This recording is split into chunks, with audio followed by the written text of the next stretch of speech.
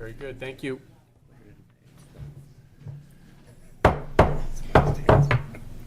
Good evening, everybody. I'll now call to order the November 20th, 2024 public hearing for the Middleton Planning Board. Please be advised that this meeting is being video recorded and broadcasted live to the public. Kindly ask that everyone put their phones on silent or mute. Before we get going, I just want to clarify a couple things. I want to remind the board and the public that this public hearing has a process and some procedures to it. The decision of the board this evening is to make a recommendation, either positive or negative, on a citizen's petition that was brought forward to the town. Regardless of the board's decision tonight, this bylaw will still be on the warrant for a special town meeting on December 12th. Anyone who wishes to be heard once we open this public hearing, I ask that you please step up to the microphone here in front so that anyone not viewing here live can hear you clearly. Any of the board members, including myself, please speak as loudly as possible because we do have a crowded room and we want to make sure all the microphones also pick it up for the people that are remotely. When you come up to speak, please say your name and your address, and I will allow you to speak as long as it's not redundant and repetitive to what has already been stated or heard. So with that said, I'd like to open the public hearing for MBTA community zoning, which was put forth through the citizens petition. Will our clerk please read the public hearing notice? You want to speak up? Yeah. Can't hear you. Do you want me to read it? I think you're right. Yeah. Dear Mr. Schulzbeck, I'm sorry. It's this one. sorry. Public hearing, Town of Middleton Planning Board, pursuant to MGL. Can't hear. Yeah. I'll do it. Pursuant to Mass General Law, Chapter 40A, Section 5, the Middleton Planning Board is holding a public hearing on November 20th, 2024, 7 p.m. at the Fuller Meadows School, 143 South Main Street, to review a proposal from a citizen's petition filed to amend the zoning bylaw and map to create a new MBTA Communities multifamily overlay district pursuant to General Law, Chapter 40A, Section 3A, that would allow multifamily dwellings by right and amend the zoning map to include certain parcels identified within the overlay district. The following areas are being considered for inclusion in the overlay district. However, the number and locations of specific parcels may change during the course of the public hearing. The district, the land within the exzoning IH zoning district along Village Road. The full text of the proposed zoning amendments and zoning map can be found at the office of the town clerk, 48 South Main Street, and the link on the planning board website. I will confirm that this notice has been duly posted.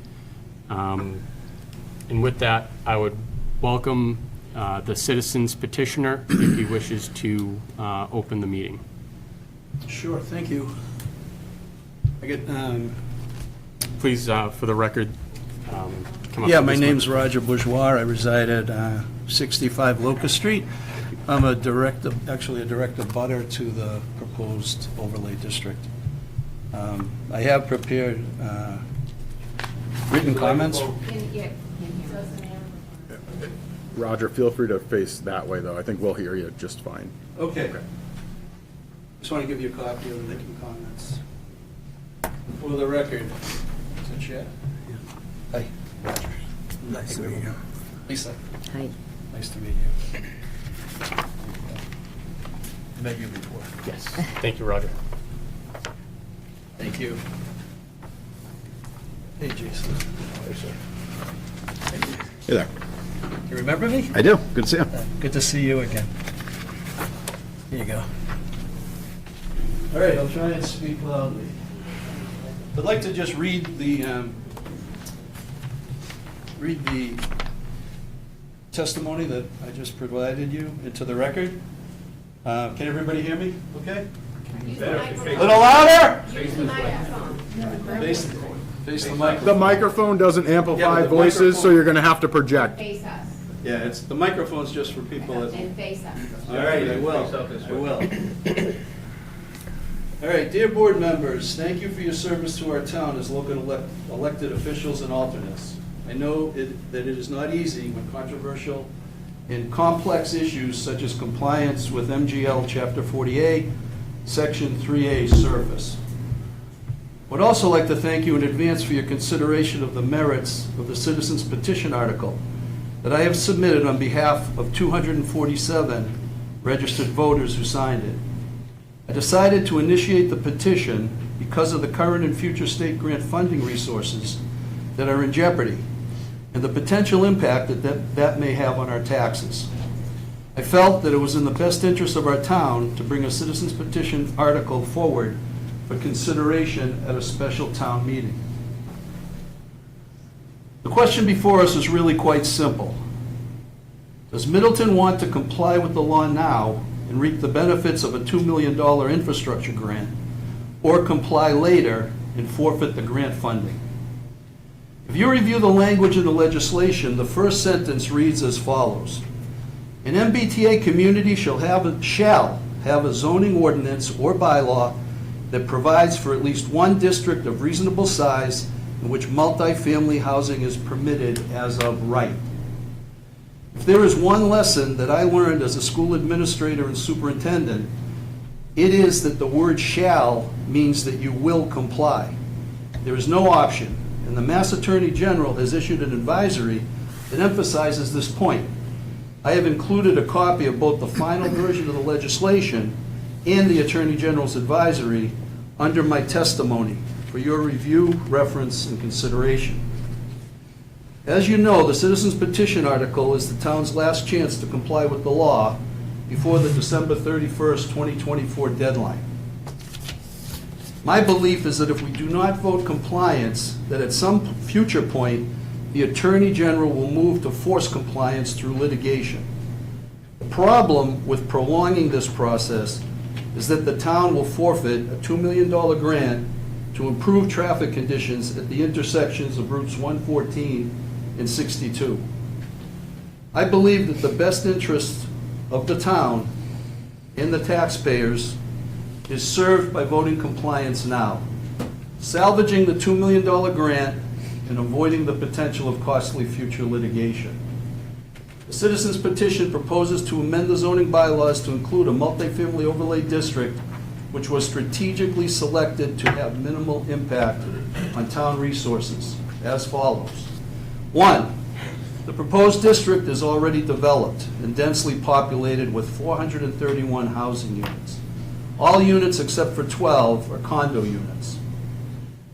2, the 431 housing units include 177 condos in Ferncroft Towers, 204 condos in the 2 Ironwood Towers, 30 townhouse condos in the villas at Ironwood, 8 condos on Callaway Drive, and 12 affordable Middleton Housing Authority units.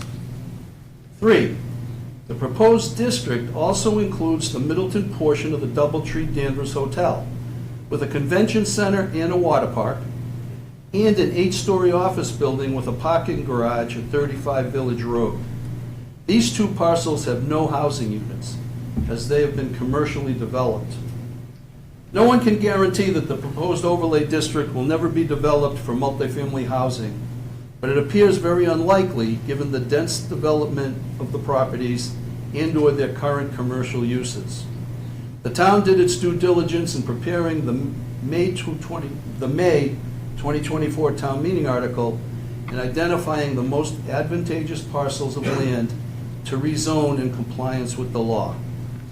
Anecdotally, I submit to you that if multifamily housing was financially beneficial on any of these parcels, it would have already been constructed as a 40B project with no zoning restrictions. Thank you for allowing me to testify at this public hearing, for taking the time to consider my testimony. I encourage you to vote to recommend the citizens petition article at special town meeting. Sincerely, Roger Bourgeois. Thank you. Thank you, Roger.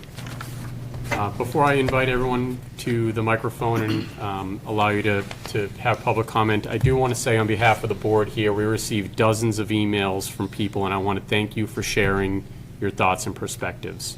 Most, if not all, of those topics that were brought to us through email will be discussed tonight. We're going to have conflicting views. There's no doubt about that. What I ask is that please try to make it as professional, reasonable, and courteous as possible. It's okay that we don't all agree. I think what we can all agree on is that this law was poorly put out by the state, and that we disagree with the way it's being implemented. But as far as our conflicting views, again, please try and be as respectful as possible. What we're here to evaluate is what's best for the town, not our feelings towards the state and towards the administration of this law. We're here to evaluate the citizens' petition and to make a recommendation to move it in a positive recommendation or a negative recommendation. So with that said, I'll open it up to the floor. Sir.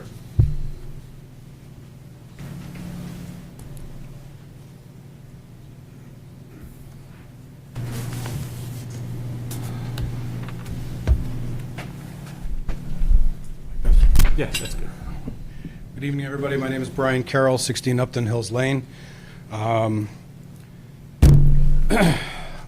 As some of you know, I used to be the chair of this board, and I worked with these good people to try to make this as painless as possible for the town of Middleton, which we used a consultant who gave us advice to how to go about it. We spent, I think it was $50,000 on that or something like that. And we put a lot of effort into it. And first of all, I'd like to thank all the members of this board and any other board that's here, because number one, this is not an easy job trying to balance out the feelings of this. And as most everybody knows, you're all volunteers. So this is taking away from your families, your recreation, your jobs, whatever, and I just want to thank you for what you're doing for the town. I believe it was a smart move to eliminate the affordability part from the MBTA Act. In reality, I think we all know that the word affordability is kind of a misnomer here in Middleton because everything is really high. So even if you take off 10%, 15%, it doesn't really matter. Most people who need truly affordable homes still can't afford it. So I think that was a smart move. It lets us bring it up again. However, I was and still am quite dismayed at the misinformation that is going on out there about the MBTA Act. It took us a long time to read through this nauseating law that they slapped together for every town in the Commonwealth. But when one reads it and one understands it properly, it's disheartening to see that there's so much misinformation on Facebook or whatever it is that still persists. And I think that's one of the reasons why we voted it down in the first place, is because some people were catching these lines on Facebook and thinking that it's real, when in reality, these facts that were out there were not true. What I found even more disheartening was that a member of the select board and one of his family members had a disinformation pamphlet going out at the entrance to the meeting, and half the facts on that page were incorrect, completely incorrect. I believe that, number one, that is doing the town, your neighbors, your families a disservice, and number two, I think it's also a violation of the oath that was taken by said member. That being said, I think that we need to look at where our information is coming from, and we need to look at what kind of effort we're putting into actually understanding what we have to do. It is in the state constitution. They can tell us what to do with our land. There's nothing we can do about that. How we manage what they want us to do is what we can do about that. And I think that the effort that we've put forth, that the board has again put forth with some tweaks to it, is worthy of serious consideration. Because for us to, nobody in this room wants a tax increase to pay for our roads. And this is just, this 2 million plus is just the beginning. We get millions of dollars all the time, hundreds of thousands of dollars sometimes, from the state that does not come out of our pockets. We have to realize that we are in a position where we don't want to and probably can't put up more tax money. So that's something that we really do need to think about. And I think that compliance in the way that we've done it, where we've basically outsmarted the law that they broad-stroked for all of us, is going to, in the long term, do Middleton a lot of favors, especially through grants. That's all I want to say, and thank you very much again for the effort that you guys are putting forth. I can see that you're looking out for the town and not necessarily, you know, trying to keep Middleton in the 1870s sort of mode. Thank you. Thank you. Just to clarify a couple of things, the town is not putting this forward. It is the citizens petition that the board is responsible to make the Sorry, my bad. recommendation on. Natasha Bansfield, White Lane. Just to kind of follow up on something that Mr. Carroll just said, I noticed he put it on Facebook as well. Mark my words, absolutely no one will outsmart the state. It's not going to happen. They will come for us. Justin, you said it the other night in the Monday meeting. Originally it was, it will not happen. He said. Can you face this way a little? Sure. Mr. Carroll. Until they stop arguing back here, Sure. could you cut it off? What I just said basically was that Mr. Carroll put on Facebook in bold, we will outsmart the state. No one will outsmart the state. No one will. Ultimately, they will come. Justin, I appreciated on Monday at the meeting, you said that it looks more like it may be 100 units. Now we're talking. Now I'm getting what you're saying. So at least the horse is out of the barn. We know that it will be something. So that I appreciate. I'll speak to that when you're done. Okay. Thank you. So, I just wanted to comment on that while we were talking about misinformation. A group of us submitted a petition with 270 names in opposition. So I was going to ask you, as the chair, would you read this into the minutes? I certainly will, but that petition was not submitted to the town clerk's office, correct? Right, it's not certified, So- it's, right. So we don't even know if the 270 people are actually voting members of the community.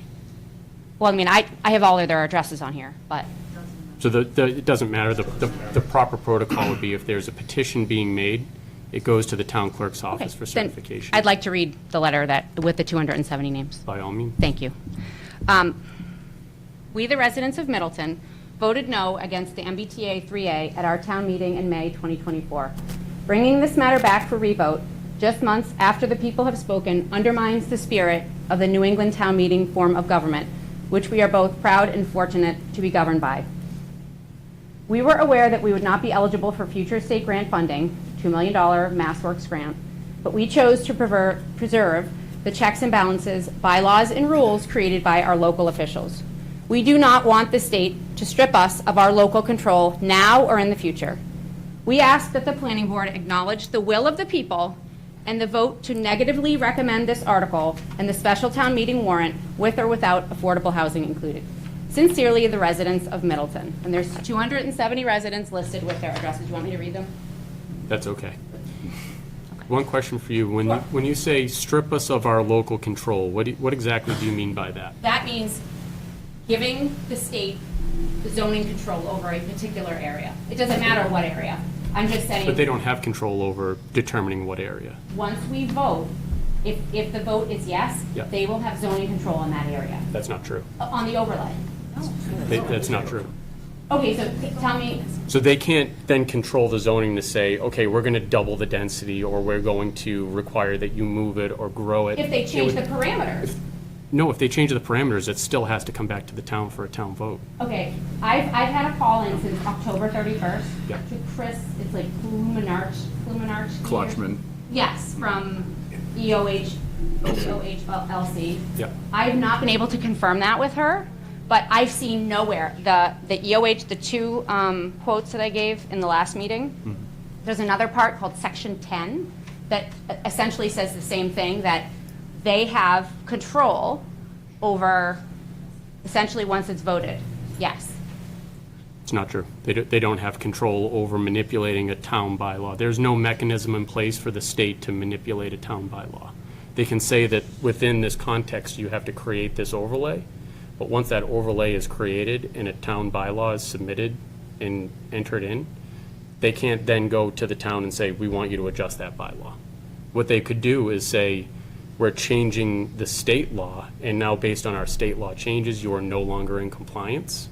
But they can't then, The point is that the goalposts will forever move. That's the point. fair enough. Laws change all the time, so I won't argue with that point. Thank We you. would just fall back out of compliance. Right, but then we'd be, Mr. Chair, if I could just respond to the other point. And thank you, Natasha. So I just wanted to respond to that. Sorry, Kendra, one second.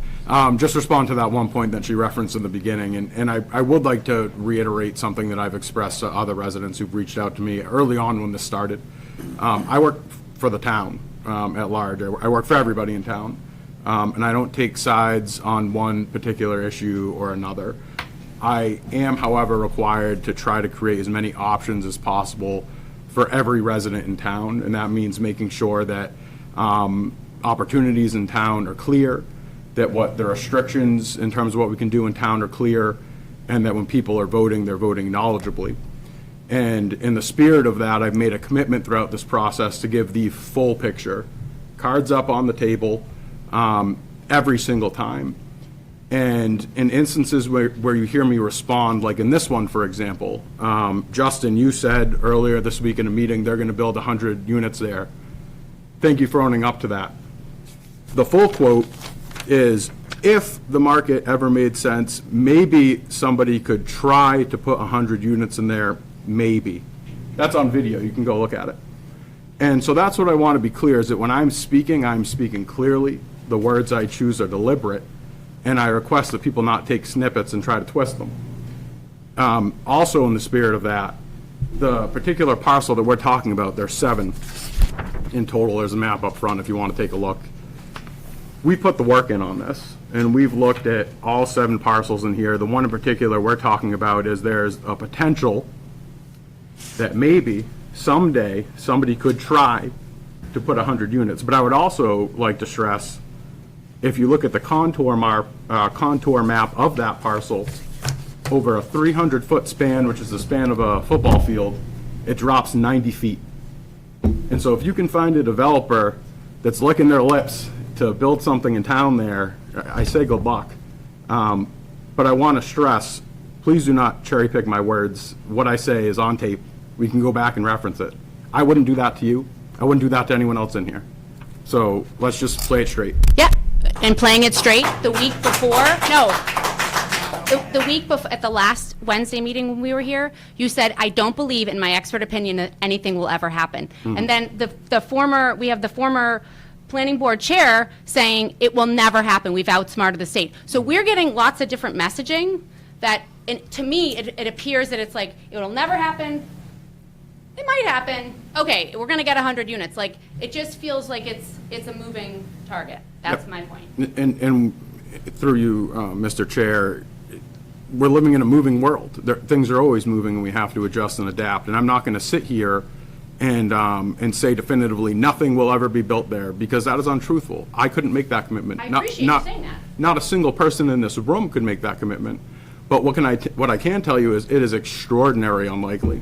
And a resident reached out, actually the same one about that specific quote, and had asked me about what you just referenced in terms of my belief, saying that how can I make that statement? And I clarified it wasn't a statement, I was expressing my belief. So that's qualifying my statement, that more than likely, given our expertise, given the conditions that we're aware of, in terms of those 7 specific parcels, that it is highly unlikely that somebody is going to build something there. That's just a matter of fact. And I think the example I gave was, is it going to snow in Massachusetts in June? I could say no, but history shows there was one instance where it snowed 6 inches in Boston in like 1866. And so do I think something will be built there? The answer is no. It's unlikely to snow in June. That's where we're at. Nobody could definitively tell you something will or will not happen in an area. I'm telling you, more than likely, using the knowledge and expertise we have, something will not be built there. I appreciate this interaction because I feel like for myself personally, this is the first time that I feel like there's been an open and honest exchange. Instead of telling people, it's never going to happen, it's a done deal, we've outsmarted the state, let's be real. Yeah, there's the potential for this. Okay, now we're voting with eyes wide open. Through the chair, I've never said that. Check the tape, there's hours of me talking about this. No, I've never said no, nothing you have about it not would be said built. that. I've But never other said that. people in this situation, or this, part of this, have said it. So I just want to make sure that, talking to to his comment about misinformation, like, I think everybody needs to have the same information. Then you vote with your gut and your heart and your soul and all of it. So that's, Through the chair, thank you. yeah, thank you. I believe Kendra was making her way up, but I'll be quick. I'll take you next. Kendra Petroni, 3 Curtis Ave. So I know I spoke last week. I'm not going to repeat. I just think what it comes down to with all of this, it goes back to just my opening statement last week. May 14th, we had all of the information. We knew about the grant money. We know that there could be $10 million, $20 million in grant money. And the residents here said no. We said no. We had all of the pieces to the puzzle. We understand the risk, and the majority voted, and the majority vote should be respected. And what I have a problem with, and what I think a lot of people that are on the no side have a problem with, is the process that our town administrator wrote the petition on our website and said, if a citizen, wink, wink, wants to petition this to get a change, wink, wink, to get a special town meeting, the process isn't trustworthy. And that's where I'm having a problem with, and I think a lot of people that are no votes are having a problem. We don't want it. Plain and simple, we don't want it. And more of us voted on May 14th in favor of not wanting it than said yes. And that's what it comes down to. And all this does now is make the residents question planning board, zoning board, select board, with the exception of Jeff Garber. Who's speaking up for us? Who's saying, you know what? The majority ruled, the majority voted, and that's it. So now we can just keep petitioning back and forth until when? Like, how long does this go on? More of us said no. We understand all of the rules. We don't want it. We don't want it. We don't want it. No, thank you. The state can keep it. We don't want it. We don't want it. We don't want the risk that comes with allowing the state, when and if they decide to build what they build, we don't want it. Plain and simple. And my last question before I leave, so if the planning board does decide to negatively give a recommendation or to give a negative recommendation, does it mean it doesn't go to town meeting? No, Or does it it's- go either way? It goes either way, so So- it's according to the town charter. If a citizen's petition is deemed materially different, Okay. Then So the it affordable could- housing being taken out is a big enough change, even though it's all the same location, same everything else? our town's legal counsel, we brought it to them, and the legal counsel felt like it was a material change. Okay, so either way, this goes to town meeting, so it doesn't really? Either way, it goes to town meeting. Okay, well, most of us said no, and I'm just asking that the board give a negative recommendation, because I think the people of this town are tired of being told they're not smart enough, that there couldn't possibly be an engineer or a lawyer or a banker or anybody that knows basic math or works in a business could be smarter than anybody on any of the boards in this town, and I'm tired of being talked to that way, not by this board, but by other people. So we said no, and we'd like respect for that no vote. So that's my thought on it. Thank you.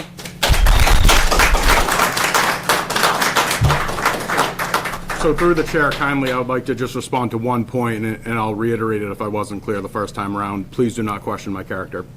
And I already addressed this in a prior meeting, and I have a lot of respect for you, Kendra, but do not question my character. I'm telling you outright, do not, you saying that saying what the town administrator did, the town administrator put it out, wink, wink, Last wink. Wednesday, you wrote the petition on the website. Excuse me, through the chair. He wrote the petition, he said it in front of all of you. So I would and a like to recording. reiterate, there's no wink winking here. Once again, figure that out. it's in a public meeting. These things are done openly. All the work I do is openly. I'm not going to question your motive. Please don't question mine. It was brought forward in a joint meeting with the planning board and the ZBA as an option if the planning board wanted to bring it forward. That process was terminated last Wednesday, once again, in a public meeting. Over the course of that process, the chair of this board had requested that if there was an appetite in the community for the citizens to bring it forward, that it should be a citizen-driven process. No winking. This is all in a public meeting. Cameras on. Go home and watch it, everybody. So to stand here and tell people that there's some type of underground game going on here is disrespectful to my position, me personally, and the work these people are doing on this board, as well as the citizens that signed the citizen petition. I think we can all figure it out for ourselves, but thank you. Okay, thank Got you. it. And my apologies, just one more piece. Legal counsel was not introduced, but Liz Leiden is with us, if anybody's wondering who the big head is on the screen. And I'm sure she'd be happy to speak to. Hi, Liz. Hi, Liz. I'm over here. And I'm sure she'd be happy to speak to the removal of the affordability component and whether or not that qualifies as a substantive change.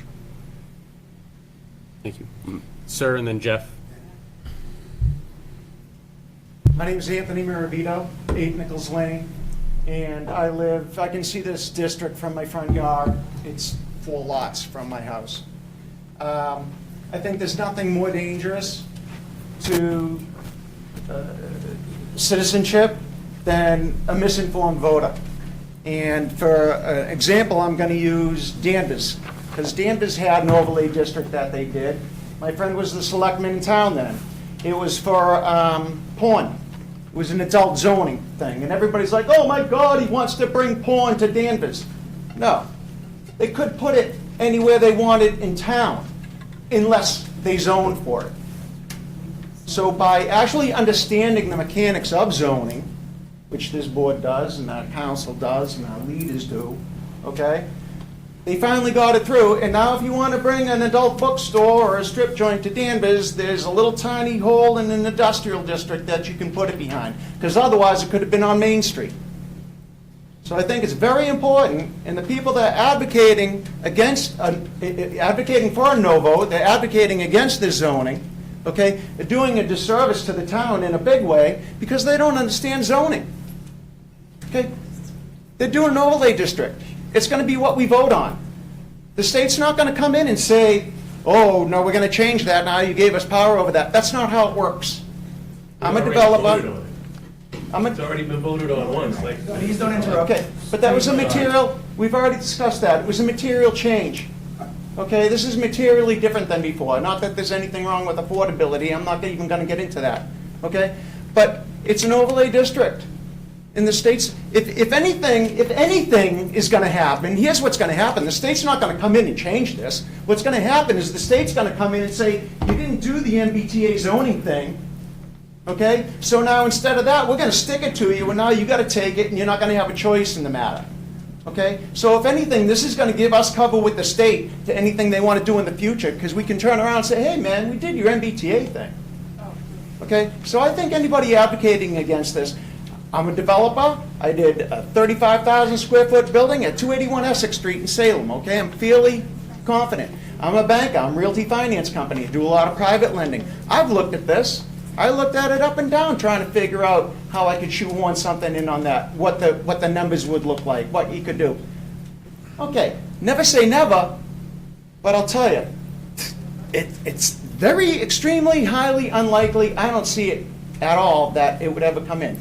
But let's look at some numbers. In 1960, when I was born, the population where I grew up in Danvers, I've only been in town 25 years, so I'm not a native, but I am a native of Danvers, okay? 3,718 people in Middleton. In 2000, 7,744 people in Middleton. In 2022, 9,837 people in Middleton. It's going to get developed. This is going to happen. Okay? More people are going to come to town. The schools are going to need to get bigger. Okay? There's nothing you're going to do to change that. It is happening. The only question is, are we going to do it efficiently?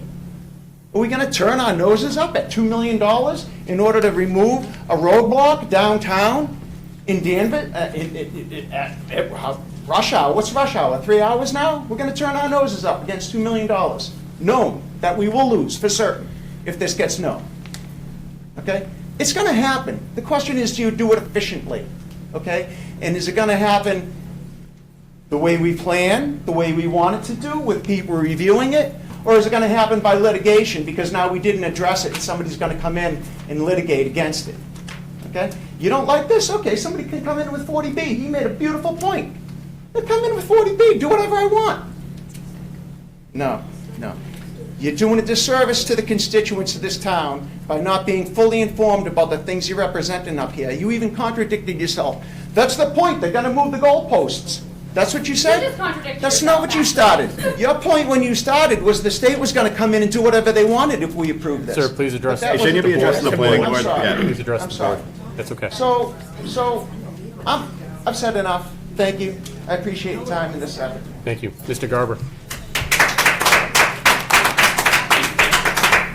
So I heard two things mentioned. I heard citizenship mentioned, and I heard Roger say, must vote this way. So basically, the most important part of citizenship is that the citizens get a choice of how they vote. So what Roger is saying is, go to town meeting, and you must vote for this. That's taking like your constitutional right away to choose how you vote. So I have a problem with must vote for it. I have a problem with someone bringing up citizenship by telling everyone that, by taking your right to vote away. Should be informed. Okay, and then to me, this is substantially the same article that came in May. But we're being told it's different. So there's one difference. The affordable has been taken out. So for the planning board to recommend this, in my opinion, you would have to think in your mind that this article is superior to the one that failed in May. And the only difference is the affordable's out. So let's talk about that. The town of Middleton, at a town meeting, authorized an affordable housing trust. The town of Middleton believes in affordable housing. So is taking this out better for the public good than having affordable in? I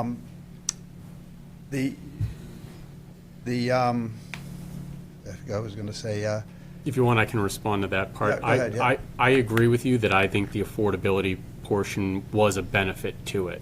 However, and I don't want to speak on behalf of the petitioner, but I rewatched the meeting from May, and there's people in this room who stood up in May and discredited the article that was brought forward by the planning board at that time, partially due to the affordability component to it, with fears that the affordability could change in the future, that it may be used for quote-unquote migrant housing, that it may be low-income development.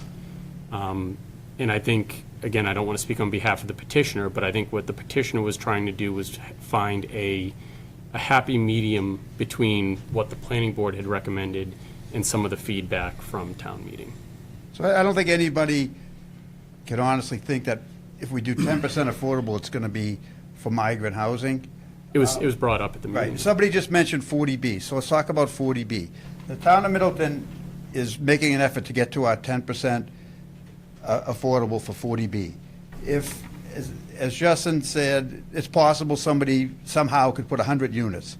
If we don't have an affordable component and somebody were to put 100 units, that would, with no affordable, that would mean that would raise the number of living units in town with no affordable.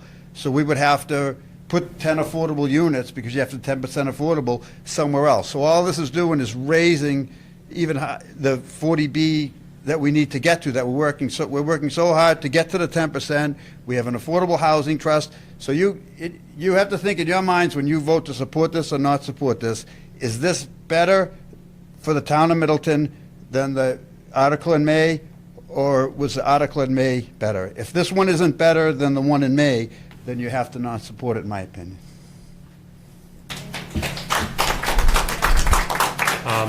Mr. Carrier, and then I'll come to you, sir. Hi, Trevor Currier, 135 Forest Street. So, Mr. Chair, are you of the opinion that this would make it impossible for a 40B to come to this site? Because that's what I've heard about the misinformation. A 40B wouldn't be able to come in, and I'm of the opinion that a 40B would still be able to go in at this site. Regardless of this passing or not, yes, Correct. 40B could still be proposed at that site. All right, so I'm just making sure everyone's operating under the same information.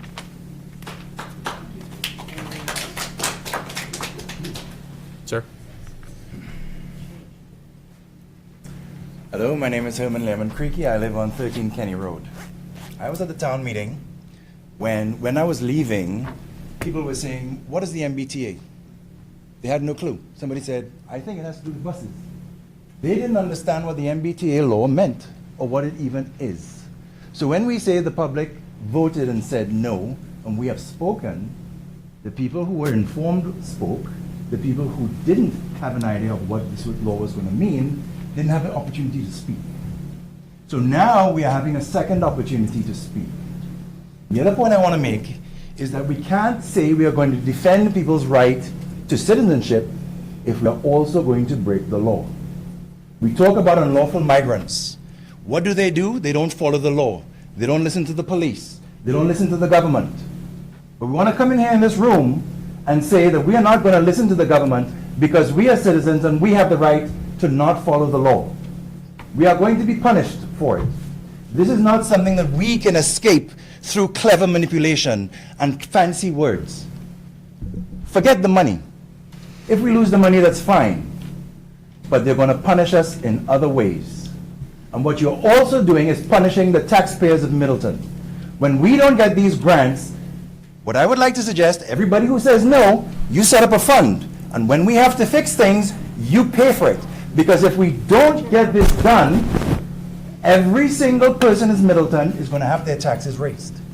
This is not an issue where we can just simply say we're not going to follow the law, we're going to have our own way. And by the way, when the taxes go up for everybody, we don't care because we are defending our right to say no.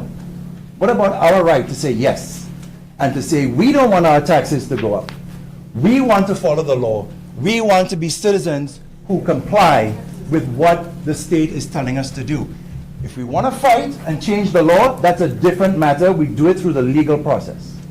But we don't stand up in here and say we are not going to follow the law and we're going to consider ourselves citizens and we are doing the right thing. We are doing the wrong thing if we are not following the law. Ask any criminal who is in jail, why are they there? Because they didn't follow the law. We cannot say no to this particular vote. Thank you. Thank you. Ma'am, and then you first, or second, sorry. You first, please. My name is Anita Cohen, 183 Boston Street. I'm a new resident to Middleton. I closed on my fixer-upper on a main road on October 4th. Born and raised in South Boston, then moved to Brookline, then made it to Peabody, and worked 16 to 18-hour days, 6 days a week for the last 17 years so that I can afford to move to a town that strategically fought for what was right for the town. I don't know about you all, but I still have a small business in the city of Boston. Affordability or no affordability, there are $1 million, 600 square foot condos all over the city. Go into Cleveland Circle in Brookline. $1 million, $2 million, 700 square foot condos. It doesn't matter if it's affordable or not. I'm not interested in experiencing in Middleton, where I chose to make my home, to sit for 38 minutes to go for one block because the MBTA had to outsource to Yankee Bus Lines and DATCO because they can't manage what they need to do. I'm not interested in that. We keep talking about the $2 million. What is the soul of small town Americana worth to you? I moved to Middleton because I thought this was a town that fought, protected, and defended citizenship. And yet, I came here and I find out what I thought was a done deal in May is now resurfaced. Since when do we not fight? We're Americans. If Middleton has the gall to fight the state, how does Middleton not have the gall to fight the state? Last time I checked, we were still autonomous. I don't want $2 million. I choose the dignity and integrity of small town Americana. If I wanted a city-like feel or an urban atmosphere, I would have stayed in the cesspool I fled from. I worked 17 years to get a down payment, to live on a main road in Middleton, and I'll be damned if I don't fight to make sure that this stays a small town feel, regardless about affordability, not affordability. If the state wants to fight us, let them fight us. I'm happy to take on the battle cry. That's all I have to say. Thank you.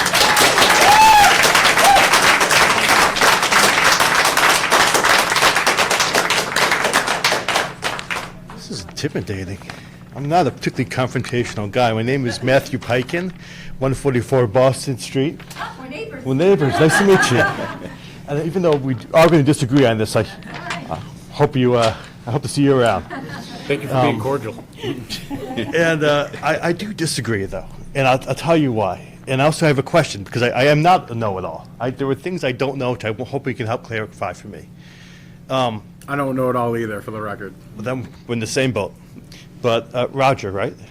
Roger, when you gave the petition, I liked how you pointed out that this is the law.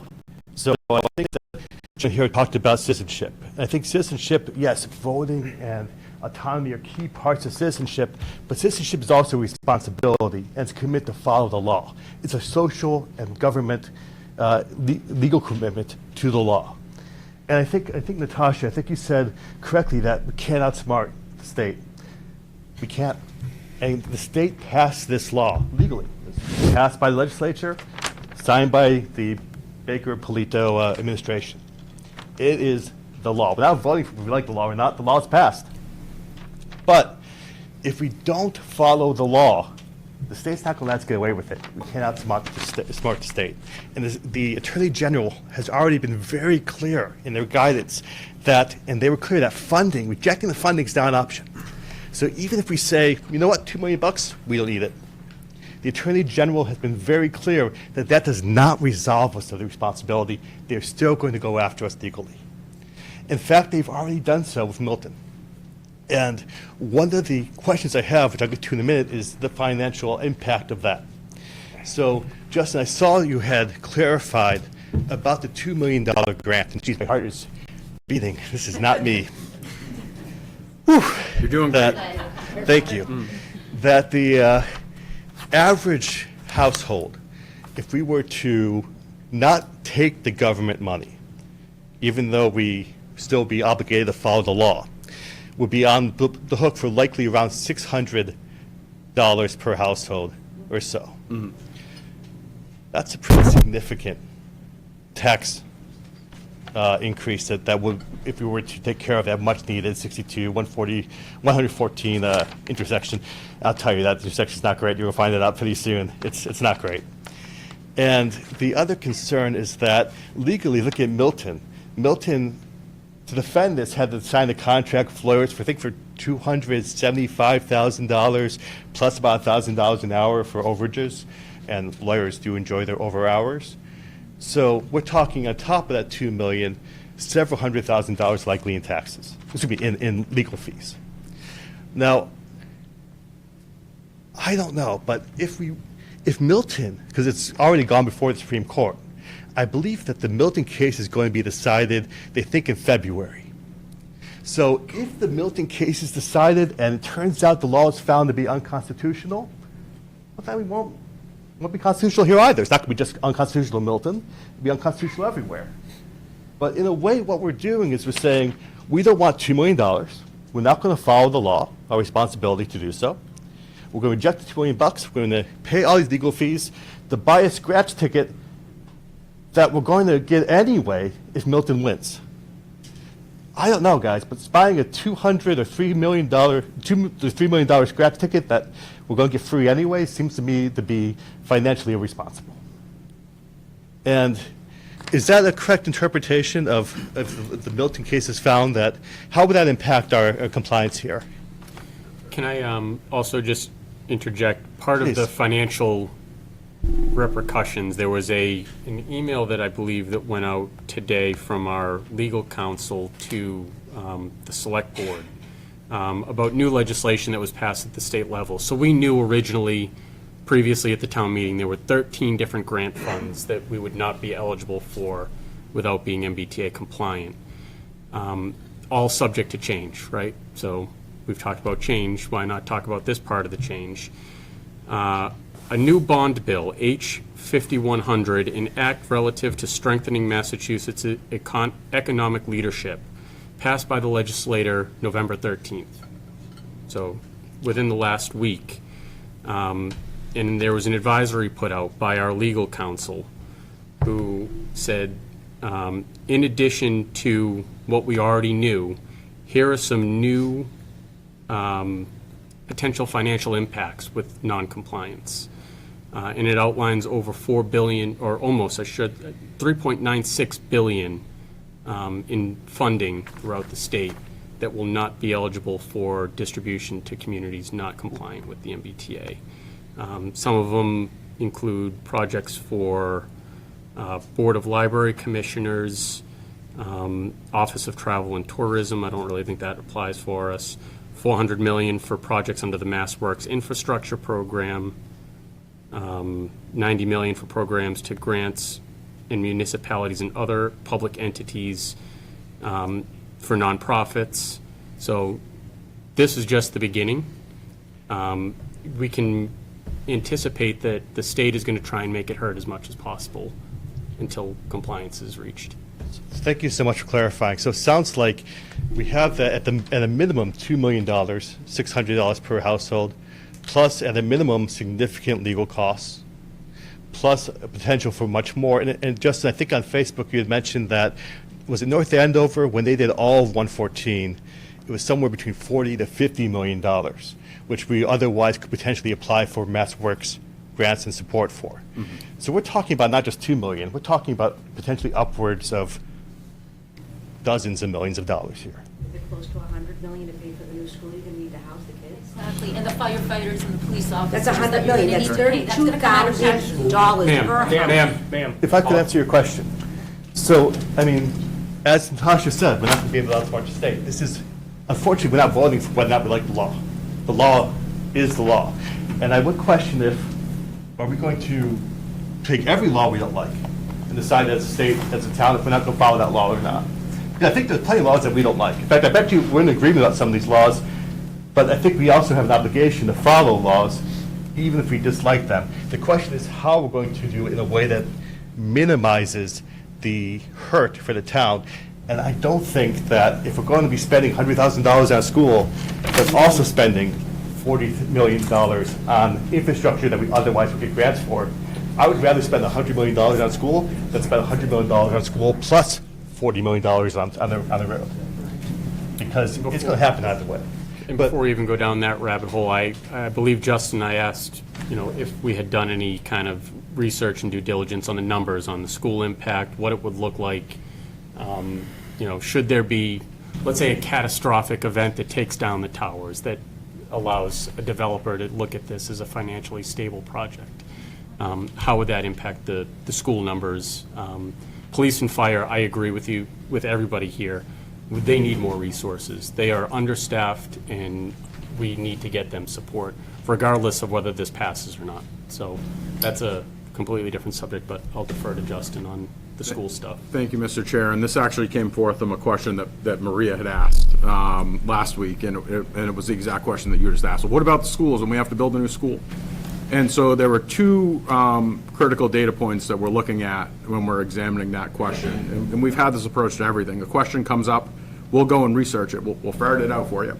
And on that one, what we were looking at is what type of housing do you typically see in the existing proposed MBTA zone area? And there's some maps up on the table up front if you want to look, versus what you would see typically in other areas of town, right? Because that, you can't predict the future, but we can try to project. When we build budgets, we project, we use existing data.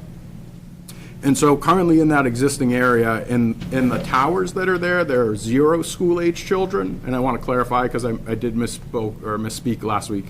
In the towers, there are 0 school-age children. At the time of the Maytown annual town meeting last year, there were 7 within the entire district.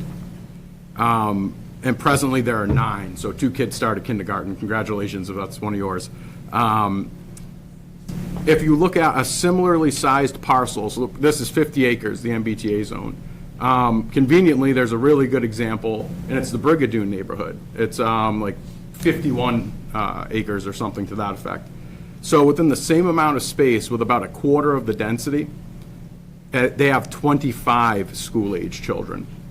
Pretty significant. And so that's one thing we want to look at is, let's say hypothetically, if probably someone tries to put 100 units in, how many school-age children are you really going to get out of that? It's a very small amount. The second figure that we want to look at is if there are concerns the schools are going to be pushed to capacity, what's the historic data? What are the trends for enrollment in our schools? Now, thankfully, this is all public information. Everyone can look it up. It's on DESE, on their website. So I did a 20-year look back to see how did enrollment fluctuate in Middleton over the past 20 years. And you can see it nosedives. And actually, over that 20-year period, from the highest year to the lowest year, there is a gap of about 200 pupils. So meaning, I believe it was 2008, which was the peak, it was exceeding 800. And at the lowest point, which was 2020, 2021, it was in the high sixes. It's since crept up a little bit more. It's up on the website. I think it's 720, I want to say, well under what the high watermark was. And as far, I mean, you've all been here longer than I have, and even when I was on the North Shore, I wasn't in Middleton, I don't think there was anybody screaming to build a new school because there was a capacity issue at the high watermark. Anything that gets built there, if it gets built there, which it probably won't, based on data, is not going to result in a flood of school-age children in that type of housing. The data just simply does not support it. So to clarify, you're saying that the school issue is not necessarily tied to this, but for certain, that funding is going to be tied to this, that the funding is going to be several hundreds of dollars at a minimum initially that the town would otherwise be responsible for each household, and that if it looks likely if we were to address those issues going forward, we're talking potentially thousands of dollars per each tax-paying household. Sure, and I'll speak to this quickly because it's adjacent to the topic. I mean, we're here to talk about this particular plan, but the grant funding is a big component of it, and I think it's a driver for people. It's the reason that the citizen petition came forward and the topic was brought up again, even early on with the select board and the planning board, is there's a $2 million grant that our team worked to receive relative to the intersection of Route 62 and Route 114. And I think everybody in the room agrees the traffic there is unacceptable. And for our friend that came up from Boston, I lived in Cleveland Circle for a couple of years and it was hell. And I just went back down and it's even worse. But I can tell you that the intersection at 62 and 114 is just as bad at 5 o'clock on the days that I'm lucky enough to walk out the door and go home. It's backed up beyond Richardson's. And so Now imagine more units, because the developer will develop. let me come around. I'm going to answer the question. And I say this sincerely. Welcome to town. Thank you. It's good to have you here. So that $2 million to address that one intersection is going to have a significant improvement. And this is data-driven. Once again, this isn't my opinion. We brought in professionals. We brought in engineers from several different firms, peer-reviewed it. There will be a demonstrated improvement to that intersection because in a small town, you don't think congestion. That doesn't scream small town. If we're trying to preserve that rural character, that's one of my drivers and motivators. And addressing the traffic in that way is one of them. But $2 million for that one square is one piece, as you touched upon. What we've laid out in the goals that I share with the select board, we just discussed them in a recent meeting, but a year ago we approved them as well, is looking stem to stern, a review of Route 114, border to border, south to north, east to west, however you want to look at it, and how do we address this and plan for it, not just to make the issue better now, but to plan to help prevent so that when future development comes, which somebody had touched on, development unfortunately is inevitable, you have an opportunity to control it, how it goes, where it goes, but development is inevitable. Trying to take a head-on approach, and if you were to do border to border, if you look at our neighbors to the north, North Andover, they just went through this process. It was about a $45 million expense on a process they started 10 years ago. We started a year ago. By the time we finish, it could be $50 million if you're building in inflation, right? Not a guarantee. That's a significant amount of money. And so that leaves you with some choices, because I've heard some people say, well, we won't fix the square, we'll get to it later. But we're not going to raise our taxes to do it. I've been at this for a while. I don't know how to accomplish that. The only way to really fix a problem is to get grant money to do it, to ignore it, or to raise taxes to fix it. And if we're taking away an opportunity to get grant money, it is hobbling me and my staff, our staff, the town staff. And so just being realistic, the long-term expense there to fix 114, if you're taking away grants, now you're down to a binary choice. It's going to stay the way it is and continue to get worse, or you're going to have to address it through raising taxes. But I'm not going to sit here and say they're going to raise your taxes. That's not what I'm saying here. I'm just breaking it down logically. If that answers it. You just went away. I talked so long, I bored them to death. There you are. But if that answers your question, in terms of Milton, you had touched on briefly, I did receive word that Milton has hired a consultant to put together a new plan to get into compliance, which in my opinion does not scream confidence. So, I appreciate the let's fight 'em attitude, but I would hate to be on the front line of that and you look to your left, you look to your right, and all of a sudden Milton's gone, Rockport's gone, and Middleton's standing there taking the punches. That's my concern. Thank you.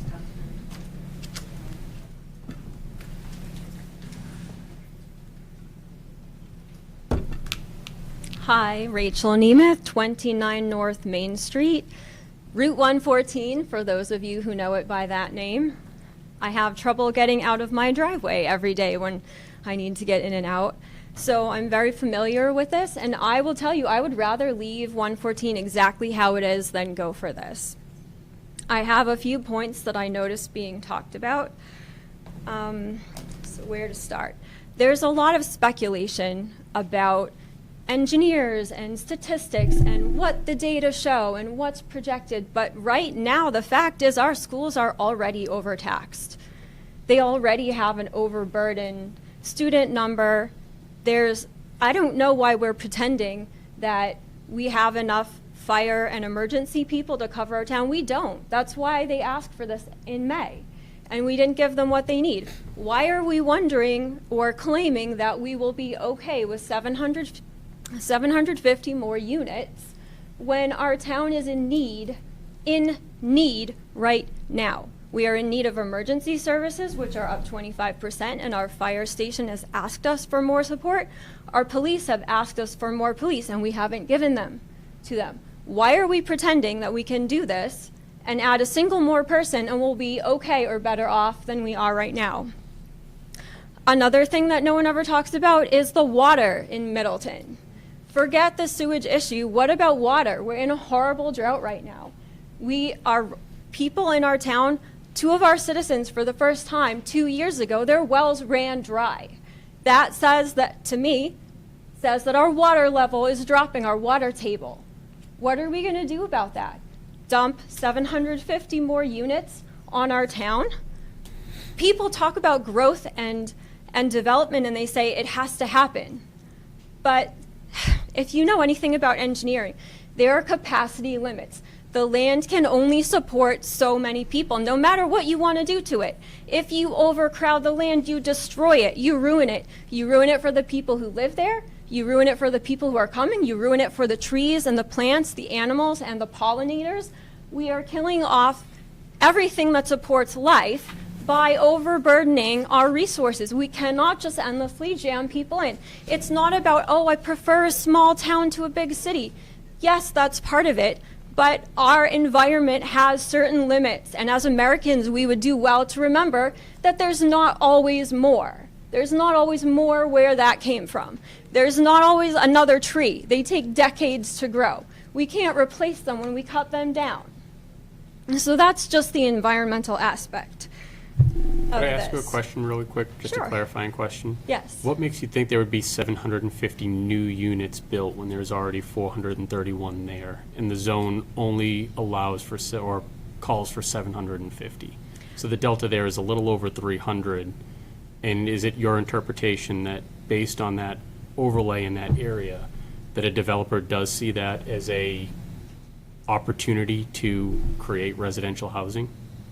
I don't really think that's something to quibble over, whether it's 400 or 750. I would say even a few more units is not what is good for Middleton right now. So if we wanted to talk about those details, we could. I have noticed that the 3A law, if you read it, the paragraph is probably about this big on the state's website. The guidelines given by an unaccountable bureaucratic group of entities is about this long, and the guidelines have written into them that they can be changed at will by the state. The state has revealed its intention to extend the MBTA coverage as the units are added. It fully has revealed its intention. It has given itself the ability to change parameters, and so if a town implements what is currently in compliance, it has given itself the freedom to change it at will. That's written into it in areas like the end of it where it talks about compliance guidelines, number 10. Number 7, it says, I believe, that they're not even subject to state law in terms of occupant capacity limits. So they say in guideline number 7, there is to be no cap on number of occupants or bedrooms per unit. So if you're thinking that there's anything preventing them from cramming a massive public health overcrowding crisis into this building, not to mention the draw on our electricity resources and the grid, there's just so much wrong with this incredible monstrosity. It would take an hour even just to try to talk about all of it. But I did, before I sit down, want to talk about a few things that were brought up, including that we are all standing here talking about a measly $2 million for a traffic problem. Most of 114 is state highway. So if the state is not taking care of its highway as it is, why would we think that the state would do its job and do anything that's on its responsibility now when it hasn't already taken care of it? May I Another interject? thing I would like to talk about, yes. So one of the drivers of that is the select board negotiated with the new property owner of Angelica's an easement which allows for the redevelopment of that intersection. Before, the town had no right other than to claim eminent domain and pay the previous owner to take over that land and to make changes and modifications to that intersection. True, that's a separate, the easement is a completely separate issue, but I understand what you're saying, that we have that availability that we didn't have before. However, one of the huge things that the state could have done was to put in the smart traffic regulators, and we don't have those. It's not doing its job. So that's my point there. I also wanted to talk about the difference between a subject, like as if you have a king, and a citizen in a Republican form of government. So one of the oldest principles in law is that the thing created can never be greater than that which created it.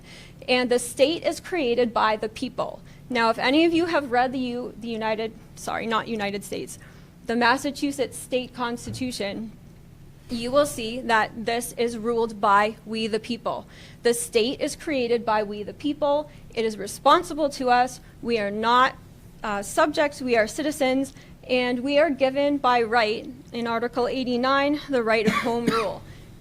So we have full right over our zoning, and we have vested the state with our authority to carry out certain things that the state may do for us on our behalf as citizens. They are not our gods, they are not our kings, they answer to us, and it's about time we live that way. And I would say, too, that when have you ever been asked to vote a law for yourself? If the state can give us this and say, you have to do it, why is there a vote and it's saying you have to vote this way? Well, is the state going to tell you who to vote for president next time? Is it going to say, I mandate you to fill out your ballot this way? Because that's what it's doing right now. And I say no, no, no. Ask a clarifying question. Rachel, I apologize, sorry for, would you mind answering a clarifying question for me? I'll try. Sorry, it's a long walk back. Good to see you again. You referenced, there's something in the guidelines in section 10 that allows the state to come back after it's been voted on and change what the town voted on. Section 10 or below, I can't Do recall. you have something that I could go back and research and reference, because I haven't seen that? Yeah, so if you look up whatever keywords will pull up the guidelines that come from 3A, there are, I think, 10 of them, and I recently looked over them, and I believe that the part where it says the state can change it at will is toward the bottom, either number 10 or in the guidelines way at the bottom of the page. So there's a list that the Executive Office of Housing and Livable Communities put out with like their pre-approval letters. And there is language in here. Is this what you're referencing? It's the EOHLC may rescind a determination of district compliance or require changes to the district to remain in compliance as per Section 10 of the guidelines, or if it becomes aware of additional information not identified in this compliance review that would render the district non-compliant with Section 3A. I believe that you have, that's what I saw. Okay. I also would say that one of the things the state has made clear is, I think I might have just lost my thought there. It's Sorry for writ- putting you on the it's spot. written, Yeah. no, it's fine. It's written that it has this leeway. It's clearly intending to build upon this. It's clearly intending to extend MBTA coverage. So once they've got the towns to put the overlay in, there's, I believe, and I could be wrong here, I didn't check this fact as thoroughly as the other ones. They will sort of like make you prepare for it, then they'll give a lot of grant money to inspire, incentivize developers to go take it. So they'll use our tax money to pay these people to ruin our towns, and then they'll say, well, look, you have so many people, we're going to build out our MBTA coverage, and then it's just this cycle where they want to do this. It will increase our 40B load and all kinds of things My like apologies that. for clarification. Is there anything you can point to as an instance where the state has done that, or is that like a hypothetical scenario? I think that it's people are worried current. I about? think there are towns suffering from this currently. I can look that up for you. If you could find though. it and send it to me, because I haven't seen it. And then the Section 10 piece, just to be clear, we did confirm, we had a call yesterday with Chris Clutchman, who's the director of the Executive Office of Housing and Living Communities, and we actually brought this point up directly because it was referenced in the meeting last Wednesday, and she confirmed our understanding of the language, as did legal counsel, and it wasn't just me on the call. Chair DeGregorio was there as well as the Select Board Chair Rick Cassiotis, and they confirmed in that meeting that what that language is saying is that the town very well may vote in a plan, and the EOHLC could approve that plan, but if later on they find some element of that plan was misrepresented. Exactly. Don't nod your head yet, I'm not done yet. Misrepresented or unknown. So if they said, okay, this makes sense, the areas, the area is within 50 acres, it's buildable, but then they found out after the fact, oh, there's a gas main running under there, you can never build there. Then they withhold the right to say, hey, bad news, you're out of compliance. You have That's to. exactly right. But there's more. But wait, there's more. You have to bring it back to a town meeting, and you, the people, get to vote to fix that. The state doesn't get to say, hey, we're not taking this parcel, we're going to take this one instead. They have So no authority to This do is that. an endless open door, a Trojan horse, and it's It's the not, state though. getting its foot in. It is absolutely a Trojan horse. It's like those little Dutch or whatever figures where you have the big one and then you Russian pop that nesting off. doll. But is there anything you can Those- point to definitively that shows that, or is that just a theory? I don't think it's any more of a theory than the fact that the state has these intentions. It didn't create these laws because it didn't want to do anything with them. There is no way that the state, and they've written it as you so well stated, they have laid out their intentions. And we didn't talk about, there's a piece on that same page that talks about how the state will want to monitor compliance. So it will be setting up organizations to monitor. How many in here like to be micromanaged? How many of you like to be, when did you go to the bathroom? Like, did you take too long? What are you doing in your work situation? What did you do here on this paper? Like, do you have permission to do that? Who likes someone meddling and looking at you and saying, every time you change your zoning, you have to tell us about it, and we have to make sure that it doesn't interfere with what we told you to do? Why Rachel, would we do I don't mean to that interrupt you, but ourselves? through the chair, we're not here to address the crowd directly, but I want to clarify, because I asked about that too, because that point was also brought up. There's actually tons of oversight from the state on every single program that we participate in. So we don't want to invite more. But I'm just telling you, as a standard, it exists. So, like, for example, if you have community preservation funds in town, which we do, and if you buy a piece of land and say, we're buying this with CPC, we're not going to develop Pardon me, it. Justin, but I would say, as a general principle, it would be good to stop taking state money because it comes with all these strings, exactly what you're saying. I don't know why people in this conversation keep bringing this back to minutia like that. This is about us having the opportunity to say no to this horrible plan, which I haven't heard, I don't think, one person say, yeah, this is great for Middleton. No one has said, I think this would be really helpful for our town. I hear, oh, we'll lose 2 million, or, oh, the state will hit us with a big stick. I haven't heard one person say, I think this will benefit our people and our town. So respectfully, it's not minutia, it's the details. It And is- you all hire it's me minutia. and the staff around us and these volunteer boards and committees to look It's into those details. straining out a gnat and swallowing a camel, I'm not looking sorry. for a back and forth here, I'm just trying to respond. And so to finish my thought on CPC, by example, if they find that you paved that over down the road, then CPC can come and say, hey, you need to pay us back that money because you invalidated the promise, the commitment that you made. Yeah, so let's not promise and commit. Sure, but what I'm saying is it's the same thing. And so what I'd like to ask is, because you had a list of things here, and like anything else, like the school thing that came up earlier, anything, I don't just go sniff this out. It's because people bring up these questions and these fears and concerns. And so if you have any data or I sources. just gave you sources and data, the town meeting. No, I'm going to ask if you could email it to me. If you find sources But saying. the town saying- meeting is on record, you have access to that. I was there and I watched it. But I'm saying if you're saying like, oh, the state's doing this, if you can give me examples, I'll look into it. I will. I'm not trying to. Well, I did send you an email full of links at the time of the May meeting, so a lot of it is already there, and most of this is spelled out in that email. But I can resend it to you if you want. And if, like, direct points. I did. And I'll look into them I for you. did write out all the links with all of my comments below, so if you want me to resend it, I will. It's Thank you. section 11. Is it section 11? Compliance that the MBTA can start adding services. Thank you. Yes, thank you. It's the last section. They can do that currently, for clarification, without the vote. But they can presently do that without the vote, just so you know. Okay. Ma'am. Is anyone else ahead of me? I don't know. No? Okay, thank you. You're up. Maria Pecos Hanses, 5 Estemere Place. I'm also on the Affordable Housing Trust, but I'm speaking for myself as a resident, but I just wanted to make that clear. I have an issue and a comment about the citizen petition, Exhibit A, Article Purpose 8.8.1A. I'll read, it's just a short little sentence here, but I won't read the whole thing because it is a little long. It says to encourage the production of a variety of housing to provide equal access to new housing throughout the community for people with a variety of needs and income levels. That is right in the petition, right from Justin, I'm sure familiar, shaking your head, you're familiar with this section. It's Well- what went forward in last May. I'm sorry? It's the same as what went forward Right, last May. I'm just, right from this petition, and it is still in this, it's in the citizens petition. But the affordable housing aspect was removed in this petition.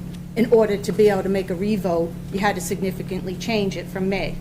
So what you've done is counterproductive to what is in here. It says here, how are you going to make this affordable to people, and you're not by the citizens petition. So I ask that the planning board give a negative recommendation because the affordable side of it has been removed, and it says here, as I just read, to accommodate these incomes, different income levels. And I respect all that you do, but I ask for a negative recommendation based on what you've done, and that I'm on the Affordable Housing Trust. And I'll honestly say, 4 out of the 5 members, I did not sign that petition, because why do we have an Affordable Housing Trust if the 4 members out of 5 signed this petition to get rid of affordable housing? You're giving money, Costa is on the CPAC, I forget the right acronym. that you- CPC. What is it? CPC. Thank you, I always forget that. To fund this trust that's not doing their job. And the members are going against the mission of the trust that I'm on. I don't understand it. And I will ask them at our next meeting, but I think it's very wrong to go forward with this citizens petition. Thank you. Yes, ma'am.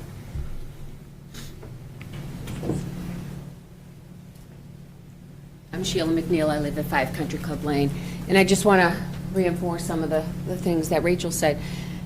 And the one that impacted me the most, no one has said this is great for Middleton. I've heard we've outsmarted the state, and I appreciate all the time and everything that you do. I've come to 2 meetings. I'm like, God bless these people for what they do for us and try to take care of things. But do not think that we could outsmart the state. It's never going to happen. Smart as we all are in this room, we're not going to outsmart the state. They're probably going to win this one. Hopefully they don't. Hopefully we all vote next week and they don't. They might win this first phase. Then they'll make new laws and do everything. At some point, we're all going to be sitting in this room and we're going to say, oh God, we need to fight the state, because now they've got so much control and we got to fight back. And I think we're just giving in to them, thinking, oh, they're never going to build this. We outsmarted them, there's a big this, they can't build here, they won't build there. They'll figure out a way to do it. They didn't start this just for us to put a fake plan in front of them and say, oh, yeah, we're all set now. So I really feel like we're selling our soul to the state for $2 million. And you know what? $600 is a lot of money, $800, whatever it was, to fight for what's right. If that's what I have to do for taxes, that's what I would do. But we're selling our soul for $2 million, and we'll be back here 2 years, 3 years from now saying, oh my God, how do we fight the state? Where's our legal group? What do we need to do? I think we're just a little bit short-sighted right now. And the numbers you read about what they would take away from us, that's a threat. That is a threat to the towns and the cities. They're threatening us, and I don't like to be threatened. So I don't think we're looking at the best interest of the town.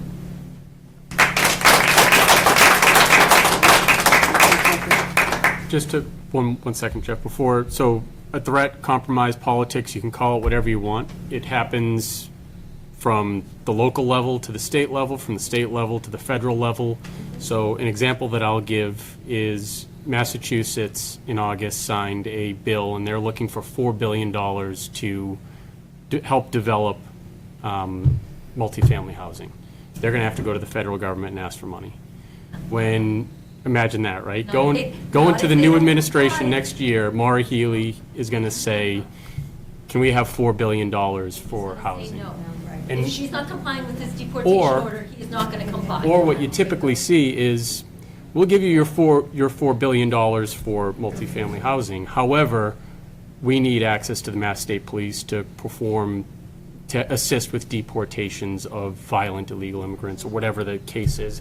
There's going to be back and forth. You can call it a bribe, you can call it hanging something over someone's head, but that's how politics has always been played in the federal level, the state level, and now it's trickled down to our local level. So if this is the hill that we die on and we say we're going to fight it, I don't care what the state offers us, what kind of message? I think that sends a great message to the state saying, you know, I'm sorry? We said that in May. We said no in May. I know, and if it happens again, a second time, it sends a more clear message to the state. And if the town decides differently and says, what's best for Middleton is to look at this from a large-scale perspective, we're one of 177 communities. The state is not going to be laser-focused on Middleton if this passes. There's 177 communities that they're responsible for trying to get in compliance. If we are one of, let's say, 20 remaining that are not in compliance, I guarantee we'll be in their crosshairs at that point.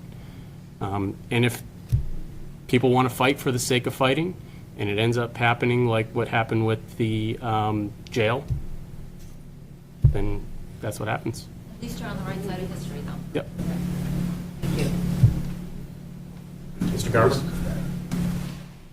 I just wanted to say there's been talk that it would cost citizens if we don't pass the $600 or $800. So I have a question for Justin. What do you envision if we don't get this $2 million? Do you envision that the developer, Angelica's, is going to put the smart signals in, and we're going to put this project on hold and hopefully someday do it? Or do you envision that the path would be that we would try and do it now with taxation? Just to clarify, because it's been said that it would cost people $600 or $800. If you can clarify that.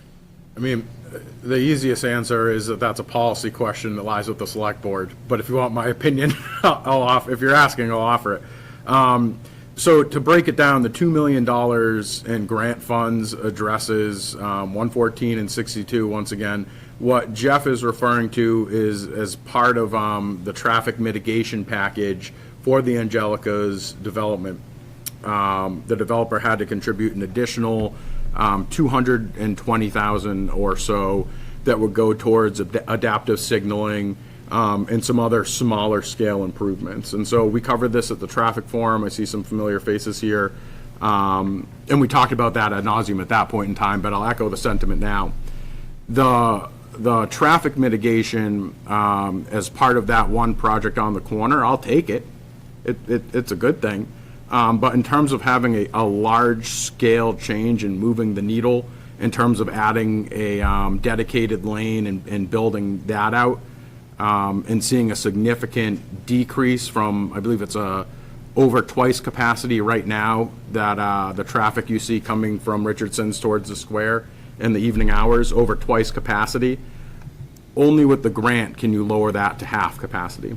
And that's something that we covered. So there would be a modest improvement temporarily with just that $220,000 from the developer. It's the $2 million that really moves things and widens it and gives you the capacity that you need. You had a two-part question there. And so the second part was, like, what do I think is really going to happen? I've seen it play out enough. More than likely, no one's going to want to raise their taxes, and it won't get fixed, if I had to guess. And what that looks like is, so once again, to reframe the question here, because people keep saying, I don't want to sell my soul for $2 million. That begs the question, is there an amount of money you would sell your soul for? I would argue it's zero, but it's not just the $2 million. It's the $2 million you have in hand, as well as every future opportunity. And the argument back in May was, well, we don't get those grants anyway, so it doesn't matter. We went and got a grant. The goalpost got shifted. Well, if you get a grant, it's bribery, okay? And we just keep shifting the goalpost here. But the reality of the situation is, beyond that $2 million, there's another $50 million just to do 114. Roadway improvement isn't the only thing that we do in town. That's just one piece, $50 million, just for one piece, 114. We have so many other roads that we need to address. Extending the Boston Street sidewalk, that's grant funded. Bridges are grant funded. The Mill Pond Dam that's failing, and that group's meeting on it regularly, trying to find ways to get access to grant funding for that. That one's an early one. Milton lost that one. They keep saying, oh, Milton lost a $300,000 grant, which, by the way, for a community the size of Milton is a pittance. That's nothing. It doesn't matter. Losing access to the dam and seawall program means the folks on Mill Pond Dam lose any opportunity to have the state pay to fix that dam. It's going to stay a swamp. There are real-world implications here. And so, Jeff, to answer your question directly, people don't like raising their taxes. And so, in my opinion, 10 years from now, it's just going to be worse because nothing will get done. We'll be in a standstill. Town hall will be paralyzed. Yes. I'm sorry, not my call, yours. I have a question. If Middleton is the first town to pass and become compliant and the rest say no, do we get all the money that the state is waiting to distribute? Because if the others are not in compliance and we are, and we write grants, does it mean we get most of that pile? So we wouldn't be the first to be in compliance. There's several already that are. I don't have I wish I had the numbers from yesterday's meeting. I took notes from the meeting with the EOHLC, and I believe they said it was around 3/4 are compliant, or several still have to be heard in December. There's several, I think, in the next coming 2 weeks for different cities. But Justin, I don't know if you have. So wrote those I think it was, numbers down. the figure was 80%, but it definitely improves your odds over the next 2 or 3 years while the people that want to slug it out with the state, eventually they'll be compliant. That I can guarantee. Eventually they will be compliant. And the grant thing will your advantage is gone. But if Middleton is compliant over the next 3 years, we will gladly hustle to scoop up as much money as we possibly can. And I think that's another element to look at when people say, well, historically Middleton didn't get these grants. Historically, Middleton wasn't applying for these grants. And not to pat myself on the back here, this is a reflection of the team we've built out, as well as the direction of the current select board that we have. We've made it a priority for the first time in a long time, and correct me if I'm wrong, to go for some of these big fish, to fix some of these big problems because they're not going away. And so there's a high potential to lose a large amount of money. It's not just $2 million. Ma'am. Denise Perry, Maple Street, Middleton. Everyone here keeps saying, I haven't heard anybody yet say this is good for Middleton. Well, I'm here to say this is good for Middleton because non-compliance is not good for Middleton. It'll end up, we will get sued, just like Milton. We will have to hire a lawyer. We'll lose all the grants. No one wants our taxes to go up. I don't think anyone would come up with a 40B project there just because of the number of units. But the other thing that, I'm looking at it from a development standpoint, I know people have said you don't want people to talk with their expertise, but I come from a corporate development background, and I looked at this very extensively. So it was a really smart place to put it. And the reason it was a really smart place to put it is it's not like a developer is going to call up Ferncroft and go, can I buy your building? They would have to, with the 400 condos that are there, would have to be 400 separate land deals. As a developer, that's a wicked lot of legal fees. Just to get to a negotiating standpoint, then to get everybody to agree.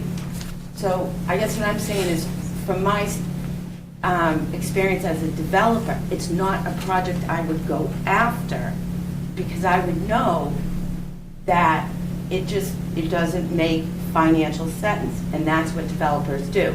The state is not building anything here. It would be a developer would have to do it. So what we're doing, we're being given the privilege that we weren't given with 40B. 40B is if you don't have affordable housing, and I'm a developer and I can buy a piece of property, I don't care about your zoning, because 40B allows me to build whatever your septic system will let me. And that's Angelica's, right? So Angelica's was a restaurant. Did anybody think it'd be an apartment building? I never did.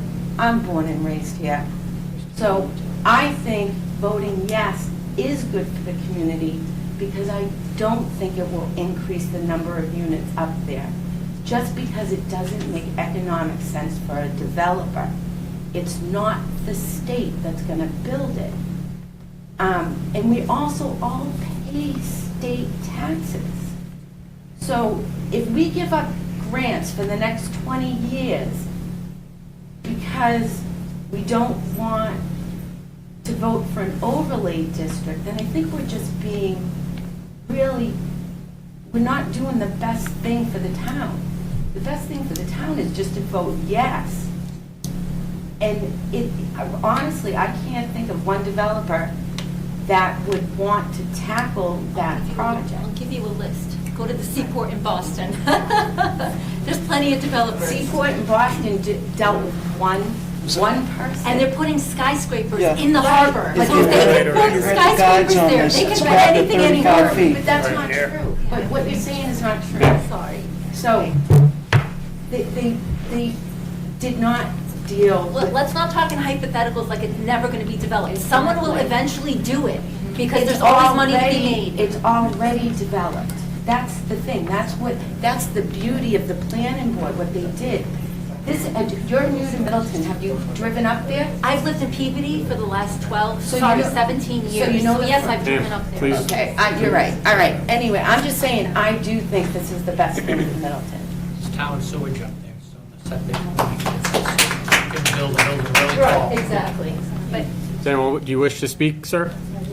My name's Tom Shank. I'm actually Middleton. I'm a developer, most of my life in here. And a lot of people don't realize, okay, right now it's not zoned for 40B. We can't say you can't reapply it for the state. They're going to cluster the housing higher. Look at the skyscraper they built in Danvers, it's supposed to be low. They boycotted all the ground space there, but they never talked about the height. So then they just brought it straight up to a skyscraper. Could I answer that? So that my changed. understanding is they could do that anyway with a 40B. A lot of 40B, they can change it. Regardless of whether this passes or doesn't pass, that they could do it with a 40B. No, I'm saying exactly on that part. Have you had a chance to read the proposal? The I read proposed it. zoning? So they capped the height at 3 stories. They couldn't go above 3 stories anyway. And in terms of it being on the SESD, South Essex Sewerage District, they're over capacity, they won't take anybody, and they vote on it in Salem. So, and this came up in the meeting last week, is, we got it, it's sitting on the sewer, they couldn't tap into it. Remember, years ago, people had paid $200,000 for a lot in Middleton, now junk lot and development is $650,000. So the values are gonna change, something will go there eventually. And that goes to what I'm saying, that like, well, I couldn't say if something, you know, if somebody says, say definitively, nothing will ever be built there. Who knows what it's gonna look like in 50, look at what Middleton looked like 30 years ago when I was a kid and I came up to get ice cream at Richardson's, and then when I came back here to interview for this job, I was like, oh my God, what happened to Middleton? And I'm not sure right? that the town zoning goes by high and low for destinations. So if you have a building 6 stories down and an open front, then they go by the back elevation on the height, that changes it too. No, absolutely, but the point I'm trying to make, and others have made here this evening, is that you can't stop development. Development happens one way or another. What you try to do is you try to control it, right? And when you have opportunities to put pieces of zoning in place to help you shape what it looks like and where it goes, which is what the intent of this is, that's your best bet at preserving your rural character. I think people just have the right to choose and not have the state choose everything for you. Agreed. You're gonna get disciplined for not doing it or something, so. Hi, sir. Joe Crowley, 12 Pollock. I have a question. The affordable housing that they're taking out of this, can the state change the laws and make you put it back in? No. So The state can change the law, and we would become uncompliant again, but they can't change our local zoning. So that would have to come back before. They can't tell you to add that affordable housing piece back. If the state, for example, I think what you're asking is if the state said, for MBTA overlays, there needs to be a minimum of 10% affordability, it doesn't automatically happen in Middleton. The planning board or a citizen's petition or through another mechanism locally within town, it would have to come back before us for a vote, before the townspeople for a vote.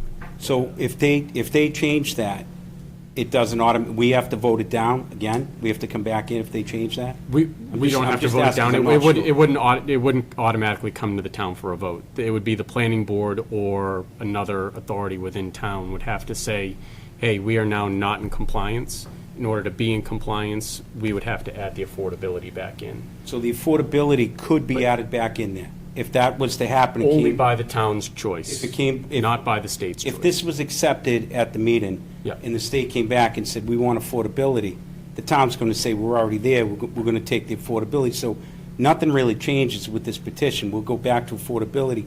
If it doesn't go to affordability, you're opening up Middleton to more 40B development at a higher rate somewhere else, because now there's development there with no 40B. So the 40B can be put anywhere in these neighborhoods. It can be brought back down into a different part, and we can get more Angelicas. Is that, am I understanding that? It could happen anyway. We're well below our low water, our 10%. But this will make us even more below, correct? If it's not something's ever affordable? built. If it passes, it doesn't change a thing if it passes.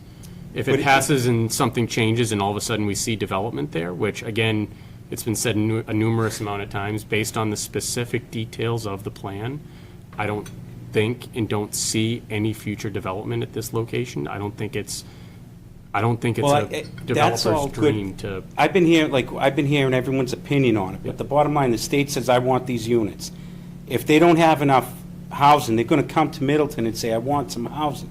And we're gonna have to put housing up there. Now, I think the state just gave $5 billion to The developers. state can't force a developer to build an unprofitable project. If the state wants housing and we pass this, they're gonna come and build housing.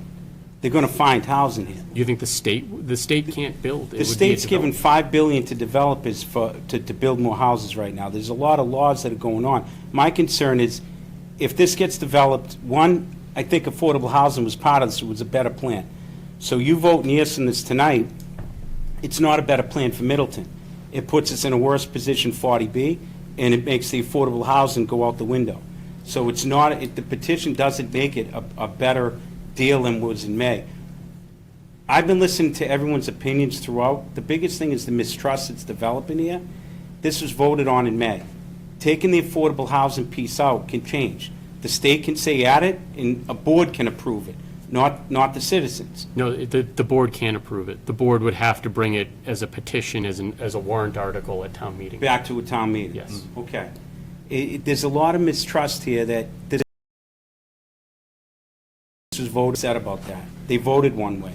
If we gave up $2 million, and if this came back up in May, and you had more time to educate people and more time to argue what is better for the town, one way or the other, you're giving it a one-year cycle. By cramming this in December, I know we stand to lose $2 million for 114, but you're creating a division here, and you're creating a lot of mistrust.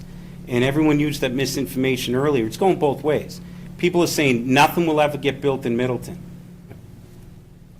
Does anyone here believe that? Like, nothing will ever get built in Middleton? If the state said, I want all these units, you think because we gave them something that goes from 0 to 90 feet or doesn't have storage or however we placed it, if they need units, they're going to come back to all these communities and say, we need something built.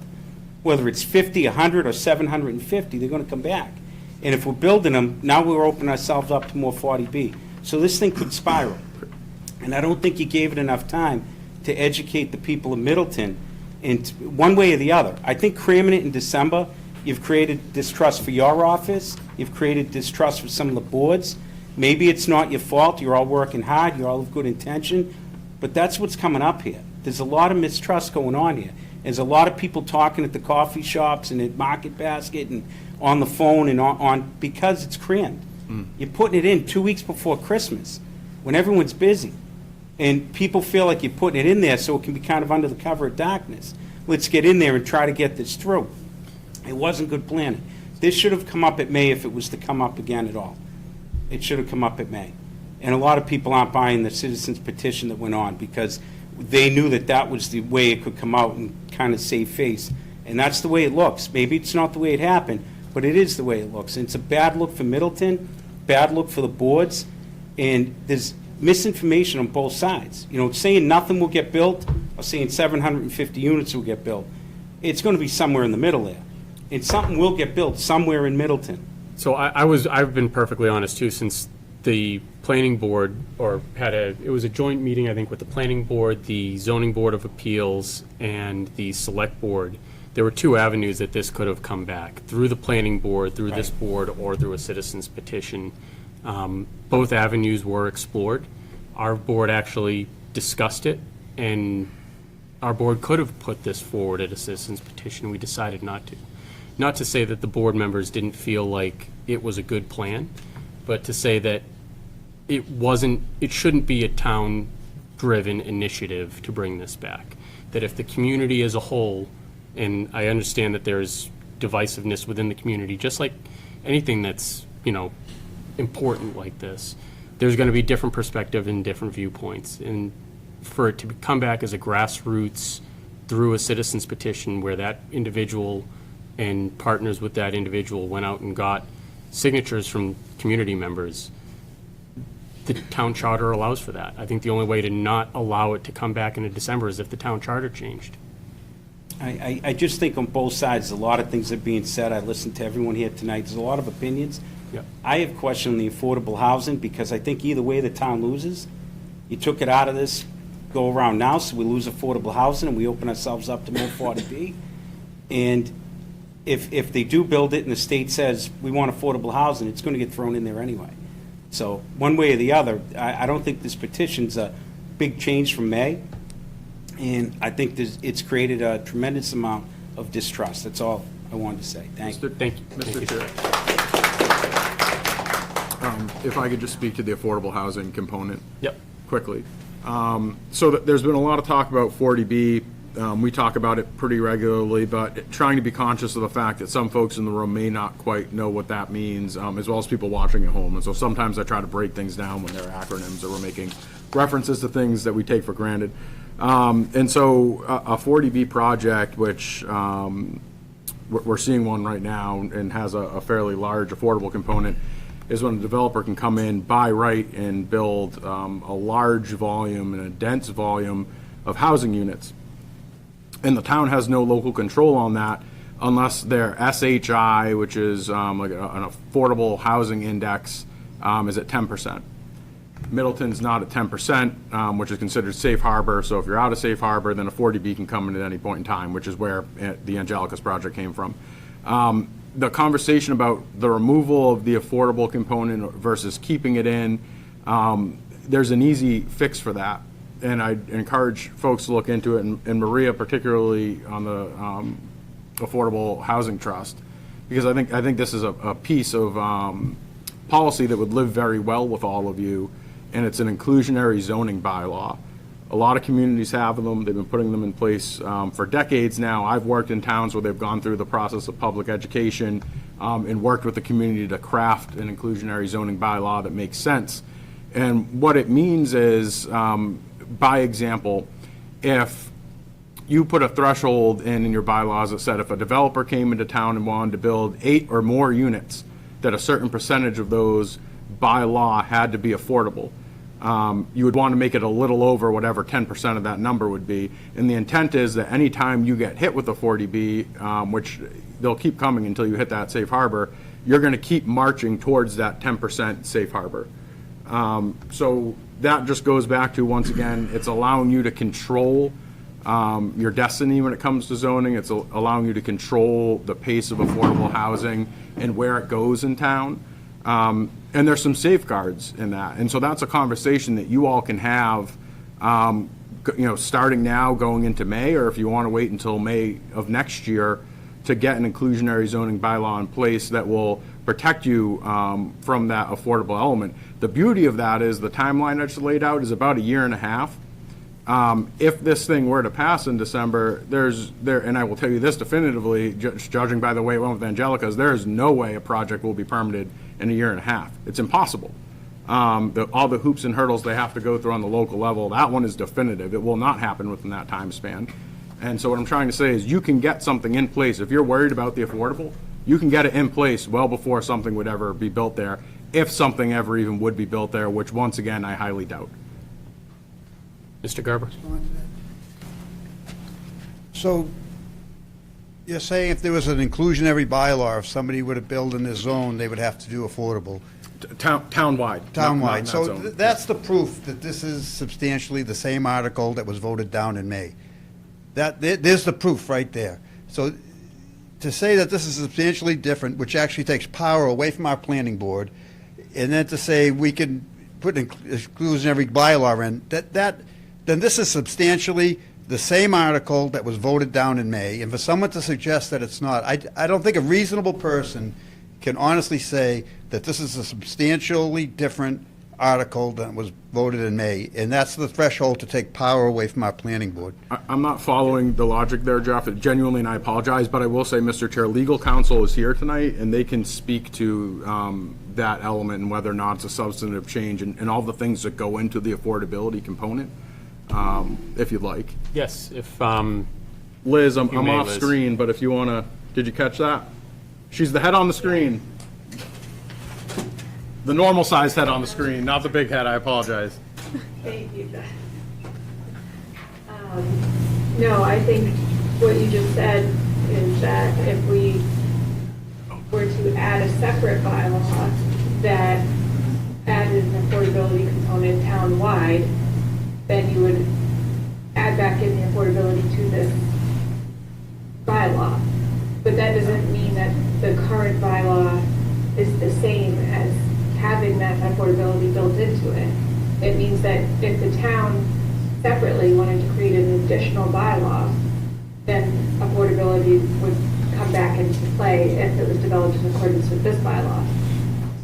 The change between what was previously proposed and what is being proposed now is substantial enough that if a developer comes in and they are looking to build here, it decreases the financial burden for a developer. It decreases the financial burden for this town because of the administrative costs associated with implementing and administering a affordability component. And obviously, people are speaking for or against the change itself and saying that they want affordability back. Again, previously people said that they did not want affordability in this bylaw. The fact that people are commenting on specifically that element of this proposed bylaw shows that it is a substantial change. And that is the determination that we rendered and the legal opinion that we gave. Thank you. Thank you, Liz.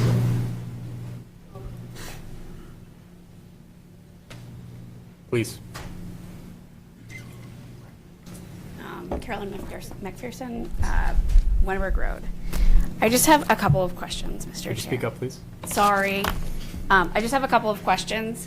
One is, we've been hearing, I don't know if it's been said in this meeting, but it's been said in past meetings, that this could go to the state, and the state could say, nope, not good enough. Have we had any indication of whether or not, I know you followed the rules, but have we had any indication of whether this would pass muster? Yeah, thank you. Assuming it passed? Thank you for that question. So that was brought up as a concern as well originally, and when the citizens petition came into the town office, it immediately went to the EOHLC for what's called a pre-compliance review. We just got a letter today from the Executive Office of Housing and Livable Communities, for those who aren't familiar with the abbreviation, and they did not identify any items that conflict with the requirements of the guidelines. That is the first and only step that we can take at this point until a bylaw is actually approved at town meeting, if a bylaw is to be approved, is that pre-adoption piece where it goes to the Executive Office of Housing and Livable Communities. They take a look at the technical components of it, and they would let us know if they believe there are to be any issues with the plan. But in their letter, they specified they did not identify any items that conflict with the requirements of the guidelines. Okay, so everything but yes, right? So, okay. And then the other question I have is, the grant, when we're out of compliance, the grant funds that we will not be eligible for, how are those, and this may not be a question for you, but how are those grants funded? Where does that money that the state has to hand, the $2 million, right? Where does that come from? I would imagine, my guess is a lot of it is through your state income tax, but I'll defer to Justin on if there's additional sources for that. Yep, so I'd say state income tax is the bulk of it, raised locally, sent back to the state, and then it's our job to try to fight for it to get it back locally. Okay, so if we're not getting these grants, we're still going to be paying into those funds? Yes. Okay. I think that's it. Thank you. Thank you. Ma'am. Good evening, Stephanie Blazo Montanez, 160 Forest Street. May I kind of look towards them? Absolutely. I'm not asking any questions, I just kind of want to make a comment. Absolutely. So like this woman was saying earlier, I grew up in Revere, I joined the military, I moved to Hyde Park, and then I said, I can't live here anymore. The school system was terrible. So instead of putting our children in private schools, we said, hey, we're going to suck it up. We're going to get most of our savings to move to Middleton because it's a small town. It's like the American dream town. And when I got here, I realized only a year later that this is not a town. This is a city. If you live on Forest Street or any of the main streets in this town, you know people driving through, to include our neighbors, are flying on these main streets. If you don't live on these main streets, you don't know.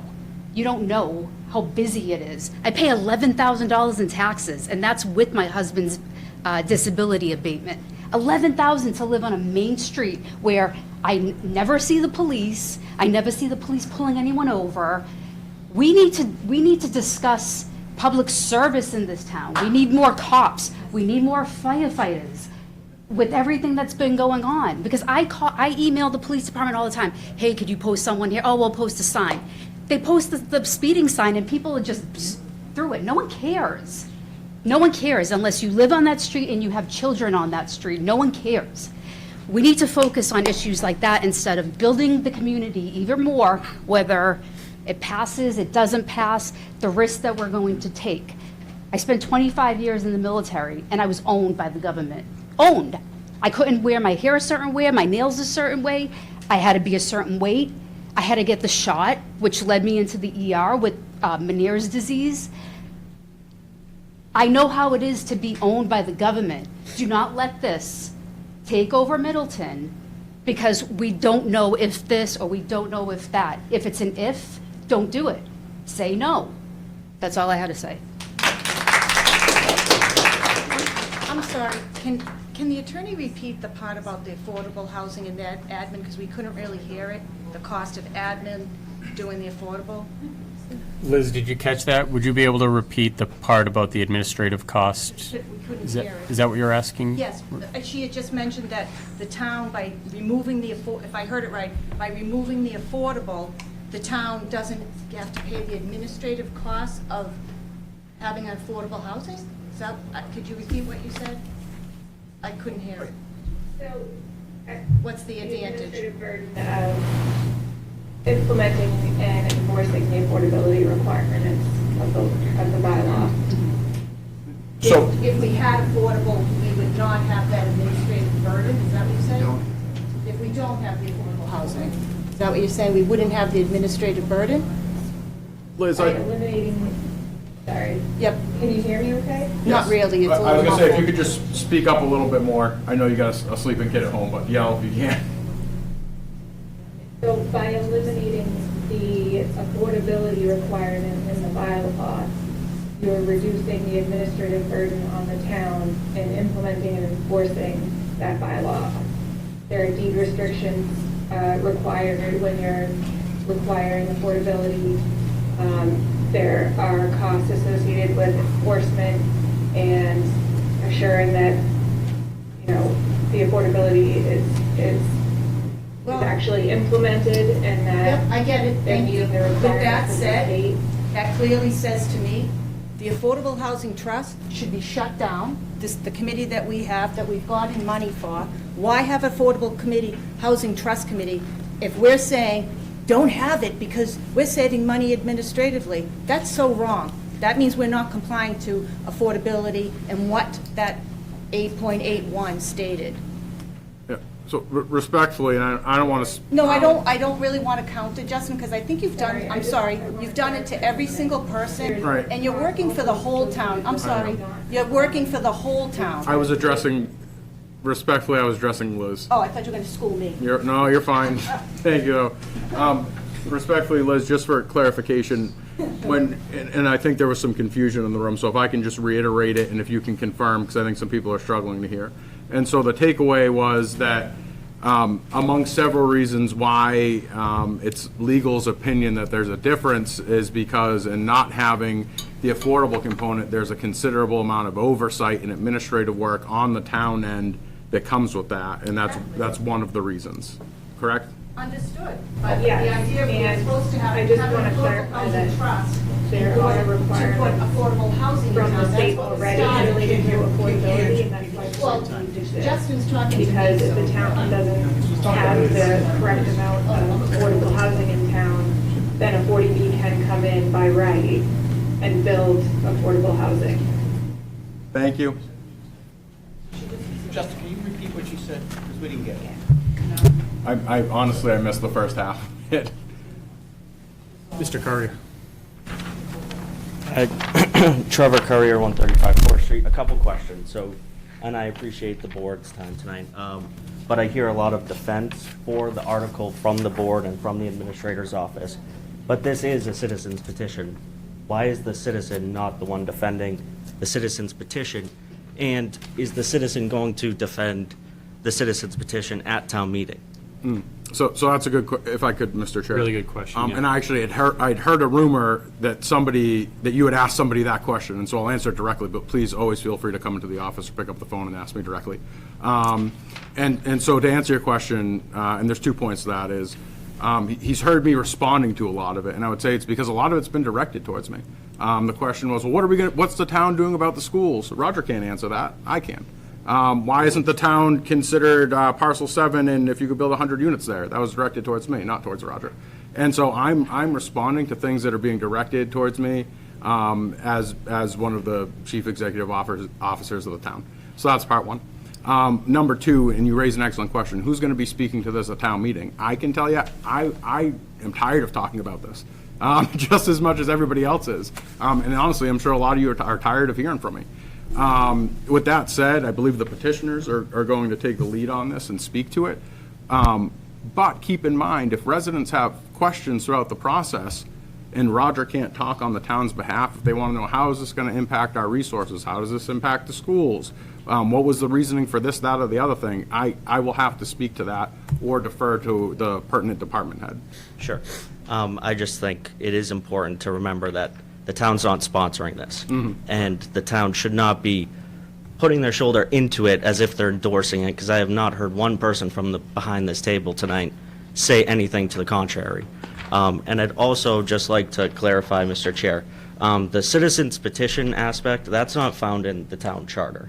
I'm on the Charter Review Committee, so I don't need this whole group coming to my next meeting. That's state law, so just so State law. you're aware. Thank you. The charter points to state law, but yes. Sorry for schooling you, but just for correction. Urban Lemon Creek, 13 Kenny Road. I like to be honest, and I like to believe the truth is what we live by. I am also part of the Affordable Housing Trust, and I voted yes for the petition. Why did I vote yes? We are trying to defend affordable housing for units that might never be built. Or do I defend 9,000 taxpayers for their taxes going up? It was an easy choice for me to say the taxpayers need to be defended versus some possible risk in the future that we may or may not have affordable housing going forward. My other point, a lot of people who voted no at the last meeting said affordable housing, we don't want those people here. So don't defend affordable housing now when we couldn't say, hang on, stop, hang on, I did not interrupt any of you speaking. Hang on, no. For them to say affordable housing, taking it out and we need to put it back in, they were not for it when the first vote was taking place. The second point about the water in Middleton and the 2 wells failing, we have the ability for people to have sprinklers directly to their wells, and they can use their sprinklers whenever there's a water ban. So when we talk about we want to protect the environment and protect water, let's talk about sprinklers first before we talk about adding more people and not having more people in Middleton. So to come now and say that and the reason why I voted for this, there's something called the greater good. The greater good is, and to hear that the Affordable Housing Trust should be abolished is really hypocritical in my mind. Not in compliance. No, hang on. The Affordable Housing Trust is a trust. We are not a board that can say, you must do these things. We provide advice, we provide guidance. We cannot tell every single developer that comes in, they must have an affordable housing component to it. So the same way people said, we don't want to be nanny stated and tell the government telling us what to do, we can't tell developers that you must have affordable housing. So the fact that we are saying affordable housing was taken out, there are other properties and other areas that can use affordable housing. Last thing, 40B. Everybody is saying if this doesn't get built, 40B is upon us. 40B is upon us, and we haven't even agreed on this yet. 40B, the reason why Middleton is going to be targeted for 40B is because our median income went from, let's say, 45,000 to 50,000. The median income is now about 120,000. So what the 40B people are doing is they're calculating the rents based on the median income of Middleton going up. It has nothing to do with whether we protect and have 10% or not. We were never going to hit 10%. I did my research on 40B. I'm an ordinary citizen. I'm not a lawyer. If you put 100 units in and 10%, that'll be like 10 units, and you have 10,000 people in Middleton, you will never hit 10%. You could put 100 40Bs in, you will never hit 10%. This is not going away. What we are trying to do is to say, can we do something that gives us compliance within the law and allows us to defend ourselves from the choice being made for us? If we give up that right, then the state can come in and say, hey, you know, Angelicas, you could put up a 60-foot skyrise of apartments there because you need 40B. That eventually would come up, right? The state will say, okay, developers, have at it, right? You can do what you want. They may not sanction it and say, we will do it for you. But I just want to let you know, 40B is upon us. It's only going to get worse if we don't try to do something like this right now. So don't think that if we say no, we are also defending ourselves from 40B, because that is not true. Thank you. Thank you. And I'll ask the question, Maria, if you're on the Affordable Housing Trust, if you want to answer, go ahead. My understanding is that multifamily housing is inherently more affordable than single-family dwellings. Is that accurate, or is that inaccurate? I couldn't give you a full detail about that.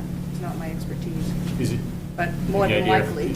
multifamily dwellings, are they considered usually more affordable than, More affordable to build? I'm sorry, is that your more question? affordable living in multifamilies compared to, I'm not sure, given the cost of construction, but as a layperson, we all know the cost I of mean, like from a construction. rent standpoint or a development standpoint? No builder's coming in to build small apartment buildings any longer. We see the big things that are going on in Danvers. Debbie Carboni, Anthony, to answer your question, as an investor of multifamilies, absolutely yes. Your apartment buildings are more affordable than any four-bedroom house. You mean to live in them or to build?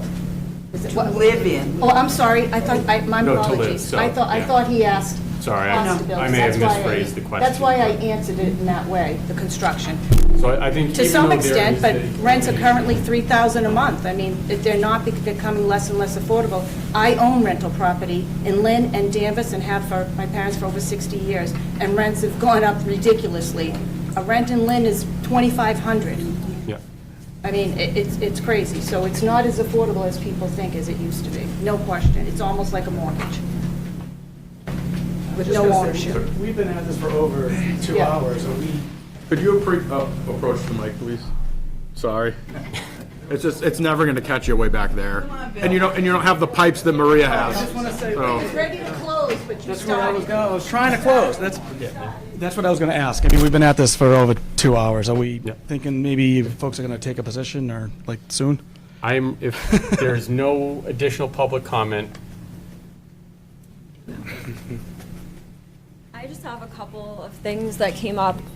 One is I would like to know who is the citizen of Middleton who in our May meeting, town meeting, said that they didn't want affordable housing. I only remember one person, or maybe two, you I think may have talked about it, and someone called Joy, and they definitely wanted affordable housing to be part of it. So I don't know why the smear is on the citizens of Middleton. I think we all want each other to have affordable places to live. So I'd like to know if there was a name of someone who stood up at town meeting and said they didn't want that. That's just one thing. And my other question is for town council. I would like a legal definition, please, like as in Black's Law Dictionary, of substance, please. Did you catch that, Liz? Could you, sorry, if you could approach the laptop. I think she's picking up audio I from just there. have a question for legal counsel. I was wondering if you could give us... Oh, it's worse, apparently.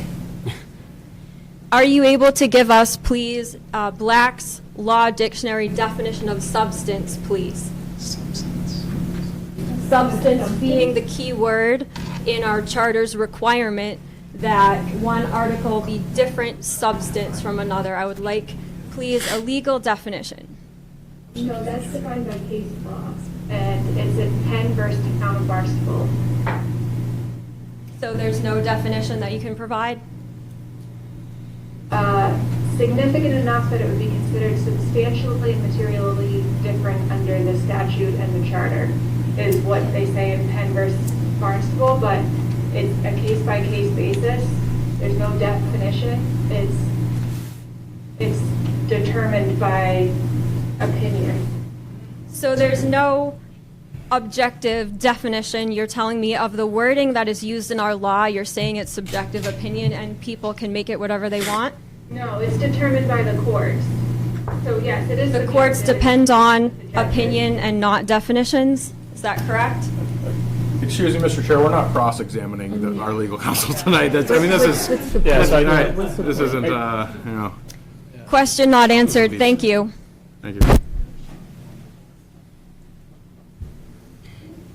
all right, if there's no other public comment, I'll leave it open to the board. If there's anyone that wants to initiate discussion, if there's no discussion, I will entertain a motion. Do any board members have any questions, comments?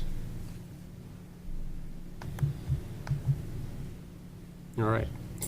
I'll share my feelings on it. I supported the original bylaw last spring. I was part of the planning board that worked with Innes Associates, our previous town planner, members of that board that are, several of which are still here. And I think that the plan that came forward in the spring was a good one. I think what has, like I mentioned before, what has been brought up through the citizens petition was an attempt at a reasonable mediation between what the planning board had brought up and some of the concerns that were brought up in the May meeting. That said, I will leave it open to any board member who wishes to make a motion. I have. I'll make a motion that this board positively recommends the citizens petition. Do we have a second? I'll second it. All in favor? Aye. Nay. Nay. Very good. 4-2. Any other business not reasonably anticipated by within 48 hours for our board? All right. That said, the public hearing is now closed, and I would like to adjourn.